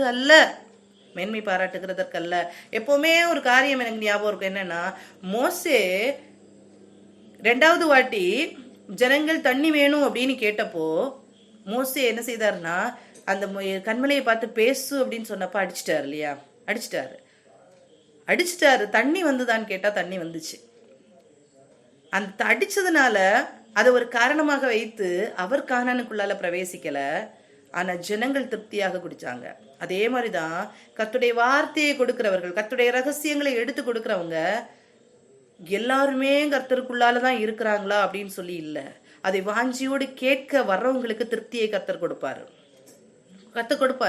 வாஞ்சியோடு வாராங்களோ யார் மூலமாவது கர்த்தர், கழுதையின் மூலமாகவும் கர்த்தர் பேசுவாரு. அதனால மேன்மை பாராட்டிக்கொள்ள நமக்குள்ளால எதுவுமே இல்லை. கர்த்தர் இதெல்லாம் எனக்கு சொல்லி தந்திருக்காரு அப்படின்னு மேன்மை பாராட்டிக்கொள்ள எதுவுமே இல்லை. ஆனா கேட்ட காரியங்களை நம்ம என்ன செய்யணும், கர்த்தருக்குள்ளால அது சரி அப்படின்னா நம்ம மற்றவங்களுக்கு என்ன செய்யணும், கண்டிப்பா சொல்லி கொடுக்கணும். அதுக்கு எந்த தயக்கமும் நமக்கு என்ன செய்யக்கூடாது, இருக்கக்கூடாது. சரியா? இந்த காரியத்தை நம்ம மனதில் வைத்துக் கொள்வோம். எது ஐஸ்வர்யம், எது ரகசியம், இந்த ஐஸ்வர்யத்தை நம்ம பெற்றுக்கொள்வோம். இந்த ரகசியத்தை அறிந்து கொண்ட நாம் கர்த்தரோடு இன்னும் நெருங்க இன்னும் ரகசியங்களை நம்ம கர்த்தர் கற்று தருவாரு. அந்த ரகசியத்தை அறிந்து கொண்டு நாம் மற்றவர்களுக்கு நம்ம என்ன செய்வோம், சொல்லிக் கொடுப்போம். சீஷராகிய யோவான் எல்லாரும் கடைசியில பந்தி இருக்கும்போது யார் காட்டி கொடுக்க போறா அப்படின்னு கேட்கும்போது எல்லாரும் சொன்னாங்க, யோவான்ட்ட நீ கேளுன்னு கை காட்டினாங்க இல்லையா, கண் காட்டினாங்க இல்லையா? ஏன் மற்றவங்க கேட்டா சொல்ல மாட்டாங்களா? ஏன்னா இயேசுவின் மார்புல சாய்ந்திருந்தது யோவான். அதே மாதிரி நம்மளும் என்ன செய்வோம், கர்த்தரோடு நம்ம ஐக்கியப்பட்டிருப்போம், கர்த்தரோடு சேர்ந்து இருப்போம், கர்த்தரோடு நெருங்க ரகசியங்களை கர்த்தர் நமக்கு அறிவிப்பார், மற்றவங்களுக்கு அறிவிப்பார். யார் கர்த்தரோட சேருவாங்களோ எல்லாருக்கும் கர்த்தர் அறிவிப்பார். இந்த அறிவு நமக்கு வேணும், இதை நாம் பெற்றுக்கொள்வோம். இதற்காக வாஞ்சை நமக்குள்ளால வரணும். இந்த வாஞ்சையை தருகிறவர் கர்த்தர் தான். இந்த வாஞ்சியை நம்ம கேட்கும்போது கர்த்தர் கண்டிப்பா நமக்கு என்ன செய்வாங்க, தருவாங்க. இந்த ரகசியத்தை அறிந்து கொண்ட நாம கர்த்தருக்குள்ளால வளருவோம். ஒரு நாள் வருவார் ராஜாதிராஜன், அவரோடு நம்ம என்ன செய்யணும்னா அந்த தீபத்துல எண்ணெய் குறைந்து விடாதபடிக்கு. அதான் சொல்ல அடுத்த பாட்டு நம்ம படிச்சோம், முந்தினோர் அநேகர் பிந்தினோர் ஆவார். முதல்ல ரட்சிக்கப்பட்டே அப்படின்னு சொல்லிட்டு இருக்கிறவங்க தான் ரட்சிக்கப்பட்டவர்கள் கிடையாது. அதான் சொல்ல, நம்ம எந்த விதத்துல மேன்மை பாராட்ட நமக்கு என்ன இல்லை, எந்த உரிமையும் இல்லை, எந்த அதிகாரமும் இல்லை. மேன்மை பாராட்டி கொள்ளுகிறதுக்கு எந்த அதிகாரமும் இல்லை. ஆனா நாம் அறிந்து கொண்டோமானால் கடைசி வரைக்கும் அதுல நிலைத்து நிற்க நம்ம என்ன செய்யணும், பழகிக்கொள்ளணும். அதை முந்தினோர் அநேகர் பிந்தினோர் ஆவார், நம்ம ஆயத்தமாவோம். அப்படி நம்ம பின்னால போயிடக்கூடாது. இன்னும் நெருங்கி அவர்கிட்ட செய்யணும். எபேசு திருச்சபையை பத்தி சொல்றாரு இல்லையா, ஆதி அன்பை விட்டாய் அப்படின்னு சொல்றாரு. ஆண்டவருக்கு அன்பு ரொம்ப முக்கியம், அவர்கிட்ட அன்பு ரொம்ப முக்கியம். அந்த அன்பு உள்ளவர்களாக நம்ம இருப்போம். சிமர்னா திருச்சபையை பத்தி கர்த்தர் சொல்லுவாரு, நீ ஐஸ்வர்யம் உள்ளவனா இருக்கிற அப்படின்னு சொல்லிட்டு இருக்கிற, ஆனா உன்கிட்ட தரித்திரம் தான் இருக்குது. ஆனால் நீ மரண பரியந்தம் நீ உனக்குள்ள இருக்கிற அந்த தரித்திரம் அப்படின்னு சொல்லிட்டு சொல்லுவாரு. லவோதிக்க திருச்சபைகிட்ட சொல்லுவாரு, நீ அனலும் இல்லாமல் குளிரும் இல்லாம இருக்கிறியே, நீ அனலும் இல்லாமல் குளிரும் இல்லாம இருக்கிறியே, நீ அப்படி இருக்காத அப்படின்னு சொல்லுவார். சாரி, சிமிர்னா குறித்து நல்ல காரியத்தை கத்த சொல்லுவாரு. எவ்வளவு கஷ்டங்கள் வந்தாலும் எவ்வளவு உபத்திரவங்கள் வந்தாலும் நீ என்ன செய், அப்படியே உண்மையாயிரு அப்படின்னு சொல்லிட்டு சிமிர்னா திருச்சபையை பத்தி எந்த ஒரு பேட் கமெண்ட்ஸும் கத்த சொல்ல மாட்டாங்க. அப்படிப்பட்ட 2 திருச்சபை பத்தி எந்த ஒரு பேட் ரிப்போர்ட்ஸும் அங்க இருக்காது. அதுல சிமர்னா திருச்சபை ஒருத்தர் எவ்வளவு கடினங்கள் வந்தாலும் நீ என்ன செய், முடிவு வரையந்த உண்மையாயிரு அப்படின்னு சொன்னது மாதிரி நம்ம என்ன செய்தோம், முடிவு வரையந்த உண்மையா இருப்போம். அந்த லவோதிக்கேய திருச்சபையின் காலத்துல நம்ம இருந்து கொண்டிருக்கிறோம். அனலும் இல்லாமல் குளிரும் இல்லாமல் இருந்து கர்த்தர் வாந்தி பண்ணி போடுகிற இடத்துல நம்ம இல்லாதபடிக்கு அந்த ரகசியத்தை புரிந்து கொண்ட நாம என்ன செய்வோம், அவரோட ஐக்கியப்படுவோம். கர்த்ததாம் இந்த வார்த்தையின் மூலமாக நம்ம என்ன செய்வார், ஆசீர்வதிப்பாராக. ஜெபிப்போம். ஸ்தோத்திரம் கத்தாவே, ஸ்தோத்திரம் ராஜாவே, ஸ்தோத்திரம் தகப்பனே. அப்பா, எத்தனையோ பேருக்கு கொடுக்கப்படாத நல்ல பாக்கியத்தை அப்பா எங்களுக்கு தந்திருக்கீங்க. அப்பா உமக்கு நன்றி செலுத்துக்கிறோம் தகப்பனே. வேதத்தின் ரகசியங்களை அப்பா எங்களுக்கு கற்றுத் தருகிறீங்க ராஜாவே, உமக்கு நன்றி அப்பா ஆண்டவரே. அப்பா அந்த ரகசியம் என்ன அப்படிங்கிறது நாட்கள் நிறைவேறும் போது தகப்பனே அப்பா ஆண்டவரே, பூமியில் இருக்கிறவர்களும் பரலோகத்தில் இருக்கிறவர்கள் நாங்கள் ஒன்றாக கூட்டணிக்கப்பட இருக்கிறோமே தகப்பனே ஆண்டவரே. அந்த நாளுக்காக நாங்கள் ஆயத்தப்பட தகப்பனே, எங்களுக்கு கிருபைகளை தாங்க ராஜாவே. அப்பா கற்றுக்கொண்டோமே தகப்பனே ஆண்டவரே, கற்று தந்தீங்களே தகப்பனே ஆண்டவரே. அப்பா எது ரகசியம் ஆண்டவரே, நாம் ஒரு நாள் கர்த்தரோடு இணைக்கப்பட இருக்கிறோம் அப்படிங்கிறத புரிந்து கொள்வது ரகசியம். அப்பா அந்த ரகசியத்துல வளருகிறதற்கப்பா உமோடு நெருங்கி ஜீவிக்கிற அனுபவம் எங்களுக்குள்ளால வேணுங்கிறத ஆண்டவரே அப்பா நாங்கள் கற்றுக்கொண்டோமே. அப்பா உமோடு ரகசியத்தை பேசுகிற அனுபவம் ஆண்டவரே. அப்பா நீர் எங்களோடு இடைபடுகிற ஒரு அனுபவம்ப்பா. வேதத்தை குறித்த அந்த பக்தி விருத்தியான காரியங்கள் உண்மை குறித்து தான் ஆண்டவரே, ஆதி முதல் ஆண்டவரே சொல்லப்பட்ட காரியங்கள், அந்த மகிமையான காரியங்களை நாங்கள் புரிந்து கொள்ளுகிறதற்கு தகப்பனே அப்பா ஆண்டவரே. அப்பா உமோடு நெருங்கி வாழுகிற ஒரு வாழ்க்கை எங்களுக்குள்ளால வேணும்னு ஆண்டவரே அப்பா நீங்க கற்று தந்தீங்களே தகப்பனே, உமக்கு நன்றி அப்பா. அந்த ரகசியத்தை அறியாதபடிக்கப்பா எத்தனை பேர் தகப்பனே இதை பார்த்து ஆண்டவரே சப்பா இதை புரியாதபடிக்கு தகப்பனே ஆண்டவரே அப்பா இந்த வருகையின் காரியங்கள் எல்லாவற்றை அலட்சியமாக எண்ணுகிறவர்கள் எத்தனை பேர் ராஜாவே ஆண்டவரே. அப்பா ஆண்டவரே கிறிஸ்தவர்கள் என்று சொல்லிக்கொண்டு ஆண்டவரே எங்க திருச்சபையின் மக்கள் அப்பா எங்க குடும்பத்தின் மக்கள் இருக்கிறார்களே தகப்பனே ஆண்டவரே, இதை அறியாதபடிக்கு ஆண்டவரே புரியாதபடிக்கு இருக்கிறார்களே தகப்பனே, அவர்களுக்காக நாங்கள் ஜெபிக்கிறோம் ராஜாவே. அப்பா என் ஜனங்கள் அறிவில்லாமையினால் அப்பா சங்காரமாகிறார்கள் என்று வசனம் சொல்லுதப்பா. என் ஜனங்கள் அறிவில்லாமல் சிறைப்பட்டு பொறுக்கிறார்கள் சொல்லுது தகப்பனே பாண்டவரே ராஜாவே. பாண்டவரே இந்த அனுபவங்கள் ஆண்டவரே இன்னைக்கு இருந்து கொண்டிருக்கிறது தகப்பனே, சிறைப்பட்ட அனுபவம் இருக்கு தகப்பனே ஆண்டவரே, சங்காரமாகி கொண்டிருக்கிறோமே தகப்பனே ஆண்டவரே. அப்பா ஆண்டவரே உண்மை அறிகிற அறிவை நீங்க எங்களுக்கு தந்திருக்கீங்கப்பா, உண்மை அறிகிற அறிவை எங்களுக்கு தந்திருக்கீங்கப்பா, உமக்கு நன்றி செலுத்துகிறோம் தகப்பனே பாண்டவரே. உம்முடைய அறிவை பெற்றுக்கொண்ட நாங்கள் தகப்பனே மற்றவர்களுக்கு கண்டிப்பாக இதை சொல்லிக் கொடுக்கணும் பாண்டவரே. அந்த கிருபையை நீங்க தாருங்க ராஜாவே பாண்டவரே. அப்பா மேன்மை பாராட்டுகிறதற்கு அல்ல ராஜாவே ஆண்டவரே, மனத்தாழ்மையோடு ஆண்டவரேப்பா பவுல் ஆண்டவரை எத்தனை நிரூபங்களை எழுதினவர் தகப்பனே, உம்மோடு எவ்வளவு ஐக்கியம் ஆண்டவரே, மூன்றாம் வானம் வரைக்கும் எடுத்துக்கொள்ளப்பட்டவரப்பா, எவ்வளவு தாழ்மையாக தகப்பனே ஆண்டவரே, எவ்வளவு தாழ்மையாக ஆண்டவரே. அப்பா அவர் தன்னுடைய காரியத்தை வெளிப்படுத்துகிறாரே, அதே போல ராஜாவே ஆண்டவரே இந்த சுவிசேஷத்திற்கு நாங்களும் ஆண்டவரே பங்காளிகளாக இருக்கிறோமேப்பா. இந்த சுவிசேஷத்தை அறிவிக்கிறதற்கு நாங்களும் பங்காளிகளாக இருக்கிறோமே தகப்பனே. இதை உணர்ந்து கொள்ளப்பா நீர் கிருபைகளை தாங்கப்பா, இதை உணர்ந்து கொள்ளப்பா நீர் கிருபைகளை தாங்க ராஜாவே. உமக்கு நன்றியப்பா, நன்றி தகப்பனே, நன்றி ராஜாவே, நன்றி தகப்பனே. அப்பா உமக்கு கொடான குடி ஸ்தோத்திரங்களை செலுத்துகிறோம் அப்பா, கொடான குடி ஸ்தோத்திரங்களை செலுத்துகிறோம் தகப்பனே. அப்பா இந்த ரகசியம் பெரியது ஆண்டவரே, இந்த ரகசியம் பெரியது தகப்பனே. இதை நாங்கள் புரிந்து கொள்ளப்பா நீர் கிருபை தாங்கப்பா ஆண்டவரே. எங்களுக்கும் உமக்கும் இடையில இருக்கிற அந்த ஐக்கியம் ஆண்டவரே யாராலும் டிஸ்கிரைப் பண்ண முடியாத அளவுக்கு ஆண்டவரே அப்பா அது இருக்கட்டும் தகப்பனே. இன்னும் இன்னும் இன்னும் தகப்பனே அப்பா ஆண்டவரே உண்மை அறியப்பா, என்னை உணர தகப்பனே, உண்மை புரிந்து கொள்ளப்பா ஆண்டவரே. நீர் கிருபைகளை தாங்க ராஜாவே அப்பா ஆண்டவரே. அப்பா வெளியரங்கமாக தகப்பனே இருக்கிற வாழ்க்கை அல்ல தகப்பனே ஆண்டவரே. கர்த்தாவே அப்பா நீர் எங்களுக்கு கற்று தருகிறீரப்பா, அநேக காரியங்களை கற்று தருகிறீர் தகப்பனே ஆண்டவரே.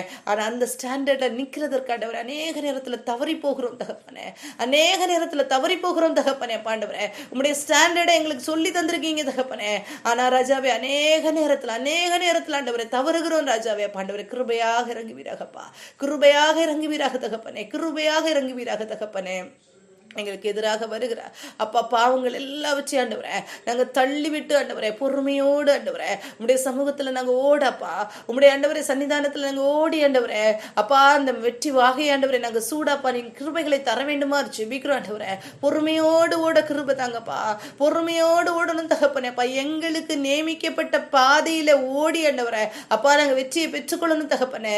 அப்பா ஆண்டவரே இந்த அந்த பந்தயத்துக்கு ஓடுகிறவர்கள் எப்படி தங்களுக்கு கொடுக்கப்பட்ட அந்த பாதையில ஓடினா மாத்திரமே அவங்களுக்கு வெற்றி கிடைக்குமோ அதே மாதிரி தகப்பனே எங்களுக்குன்னு ஒரு திட்டம் வைத்திருக்கிறீங்களே தகப்பனே, எங்களுக்குன்னு ஒரு ஊழியம் வைத்திருக்கீங்களே தகப்பனே, எங்களுக்குன்னு ஒரு வாழ்க்கை வைத்திருக்கீங்களே தகப்பனே.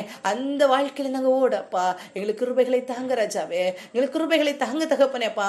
உமோடு செலவிடுகிற நேரங்களப்பா அது வீணான நேரங்கள் அல்ல தகப்பனே, உமோடு செலவிடுகிற நேரங்கள் அது வீணான நேரங்கள் அல்ல ராஜாவே. பாண்டவரே இது ஒவ்வொருவரும் புரிந்து கொள்ளப்பா, நீர் கிருபை தாங்கப்பா.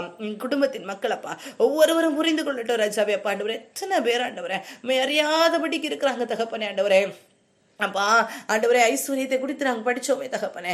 என்னுடைய சாமர்த்தியமும் என் கைபலனும் இதை செய்ததென்று நீ சொல்லாதபடிக்கு எச்சரிக்க இருன்னு சொல்லிட்ட பாண்டவரே. வசனம் சொல்லுதே தகப்பனே. பாண்டவரே அப்பா ஆண்டவரே இதே மாதிரி தகப்பனே அப்பா உலக பிரகாரமான ஆண்டவரே அப்பா எவ்வளவு ஆண்டவரே அப்பா நாங்கள் அந்தஸ்துல இருக்கலாம் தகப்பனே, எவ்வளவு உயர்வான ஸ்தலத்துல நாங்க இருக்கலாம்ப்பா ஆண்டவரே. எப்படி நீங்க வைத்திருந்தாலும் தகப்பனே கர்த்தாவே அப்பா ஒரு நாளும் பெருமை ஆண்டவரே மேட்டிமை எங்களுக்குள்ளால வந்து விடாதபடிக்கு தகப்பனே, மேட்டிமை வந்து விடாதபடிக்கு தகப்பனே அப்பா ராஜாவே.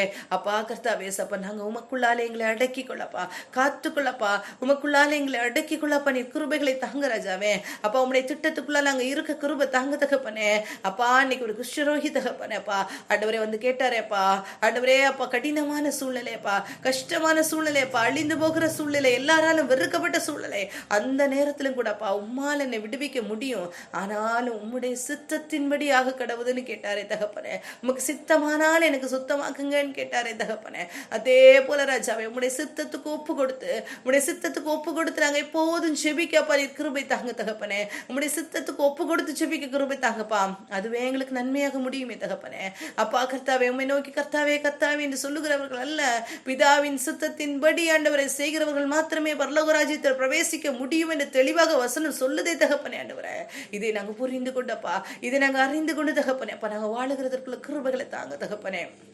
நன்றி அப்பா, நன்றி தகப்பனே, நன்றி ராஜாவே, நன்றி தகப்பனேப்பா.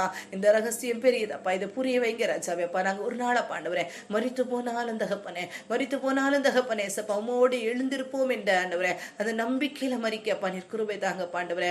எத்தனையோ பேர் தகப்பனே பாண்டவரே அப்பா ஆண்டவரே உண்மை அறியாதபடிக்கு உணராதபடிக்கு இன்னும் ஆண்டவரே பலகீனத்துல ஆண்டவரே அப்பா படுக்கையில இருக்கிறவர்கள் உண்டே தகப்பனே. அந்த ஆத்துமக்களுமே அறியணுமே ராஜாவே, ஆத்துமக்களுமே அறியணுமே தகப்பனே. ஆண்டவரே உண்மை அறியாதபடிக்கு அப்பா உணராதபடிக்கு ஆண்டவரே ஒருவேளை ஆண்டவரே மரித்து போனால் ராஜாவே அந்த ஆத்மா எங்கே தகப்பனே பாண்டவரே அந்த ஜனங்களுக்காக ஜெபிக்கிறோம் பாண்டவரே. கர்த்தாவே உமக்கு நன்றி அப்பா. எத்தனை பேர் ஆண்டவரே கடின பாதையில இருக்கிறாங்க தகப்பனே, கஷ்டத்துல இருக்கிறாங்க அப்பா, சிக்பெட்ல இருக்காங்க தகப்பனே, கடைசி நேரத்துல இருக்கிறாங்க பாண்டவரே. ஆட்களை அனுப்புங்க ராஜாவே. அப்பா ஆண்டவரே அந்த ரட்சிப்பாகிய மீட்பை பெற்றுக்கொள்ளணுமே தகப்பனே. ஆண்டவரே ஒருவேளை அந்த மீட்பை பெற்றுக்கொள்ளாதபடிக்கு பாவ அறிக்கை செய்யாதபடிக்கு தகப்பனே அப்பா அந்த ஜீவன் எடுத்துக்கொள்ளப்படுமானால் தகப்பனே அது நரகத்துக்கு போகும் தகப்பனே ராஜாவே.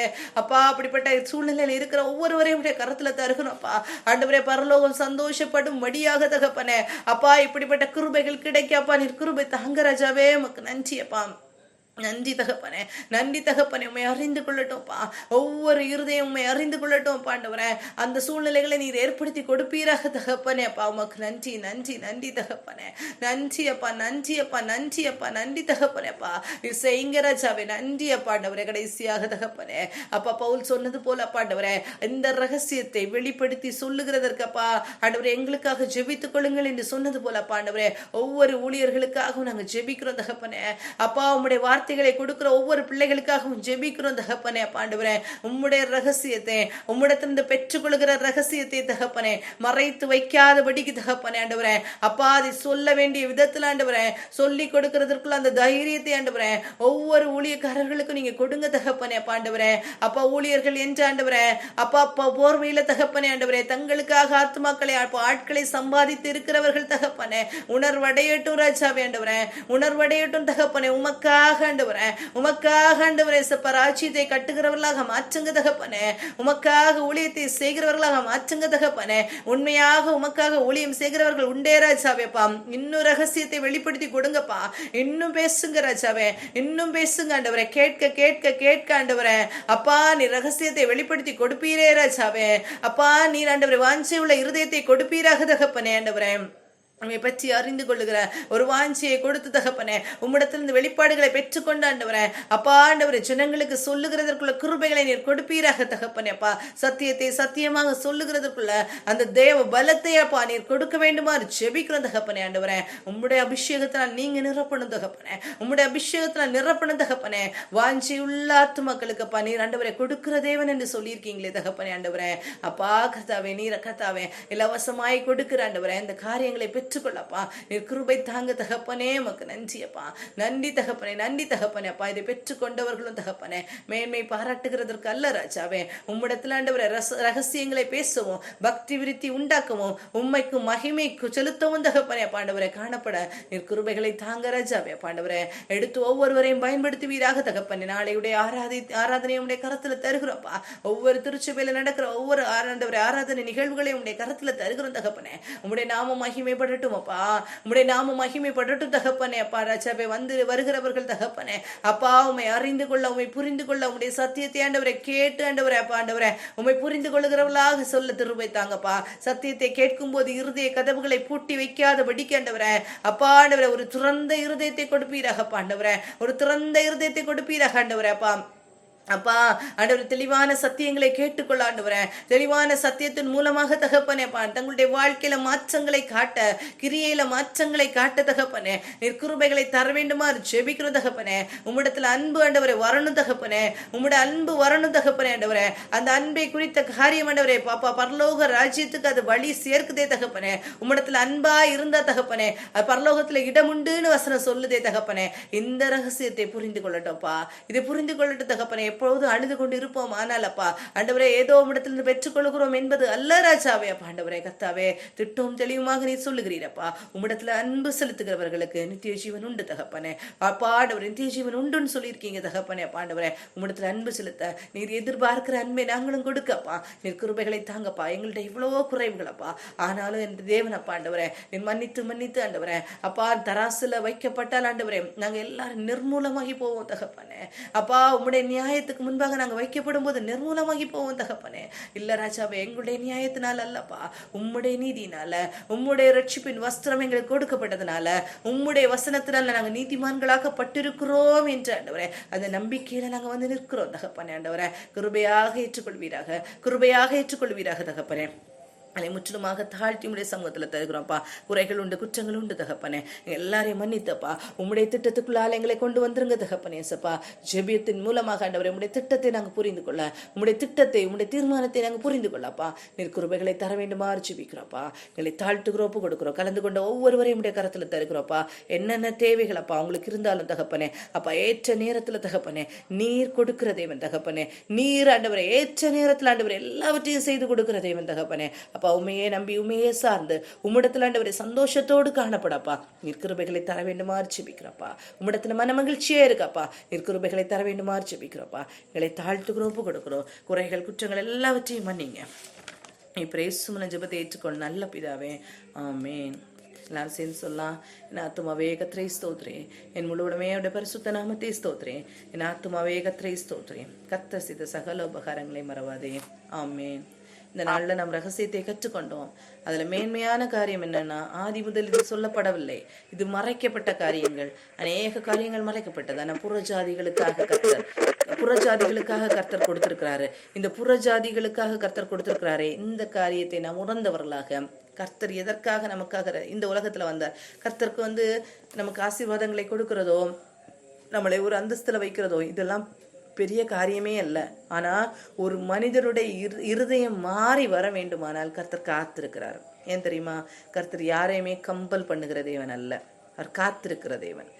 ஆசீர்வாதம் ஈஸியா கொடுத்துடலாம், ஆனா அது ஆசீர்வாதம் அவர்களை தூர போக பண்ணக்கூடாது அப்படிங்கிறதுலதான் அவர் கவனமா இருக்கிறாரு. ஆனா ஆசீர்வாதம் கொடுக்கறது அவருக்கு பெரிய காரியமே இல்லை. ஆனால் கர்த்தர் எதற்காக காத்திருக்கிறார்னா, ஒவ்வொரு இருதயம் என்னை நோக்கி பார்க்காதா, நித்தியத்தில் வராதா அப்படின்னு சொல்லி தான் கர்த்தர் பார்த்து கொண்டிருக்கிறார். அதனால் அந்த உணர்வோடு யார் நமக்காக ரத்தம் சிந்தினார், யாருக்கு பிள்ளைகளை நாம் மாற போகிறோம், யாருடைய இருதயத்தில் நாம் சார்ந்து இருக்க போகிறோம் அப்படிங்கிற அந்த எண்ணத்தோடு நம்ம இருப்போமானால் வேற எந்த காரியம் நம்மளை என்ன செய்யாதுன்னா, கர்த்தரின் அன்பை விட்டு நம்மளை என்ன செய்யாது, பிரிக்காது. பவுல் சொன்னது மாதிரி கர்த்தருடைய அன்பை விட்டு என்னை எதுவுமே பிரிக்க முடியாது அப்படின்னு சொன்னார் இல்லையா? அந்த அன்பை நாம் பெற்றுக்கொள்வோம், அந்த அன்பை நாம் பெற்றுக்கொள்வோம்.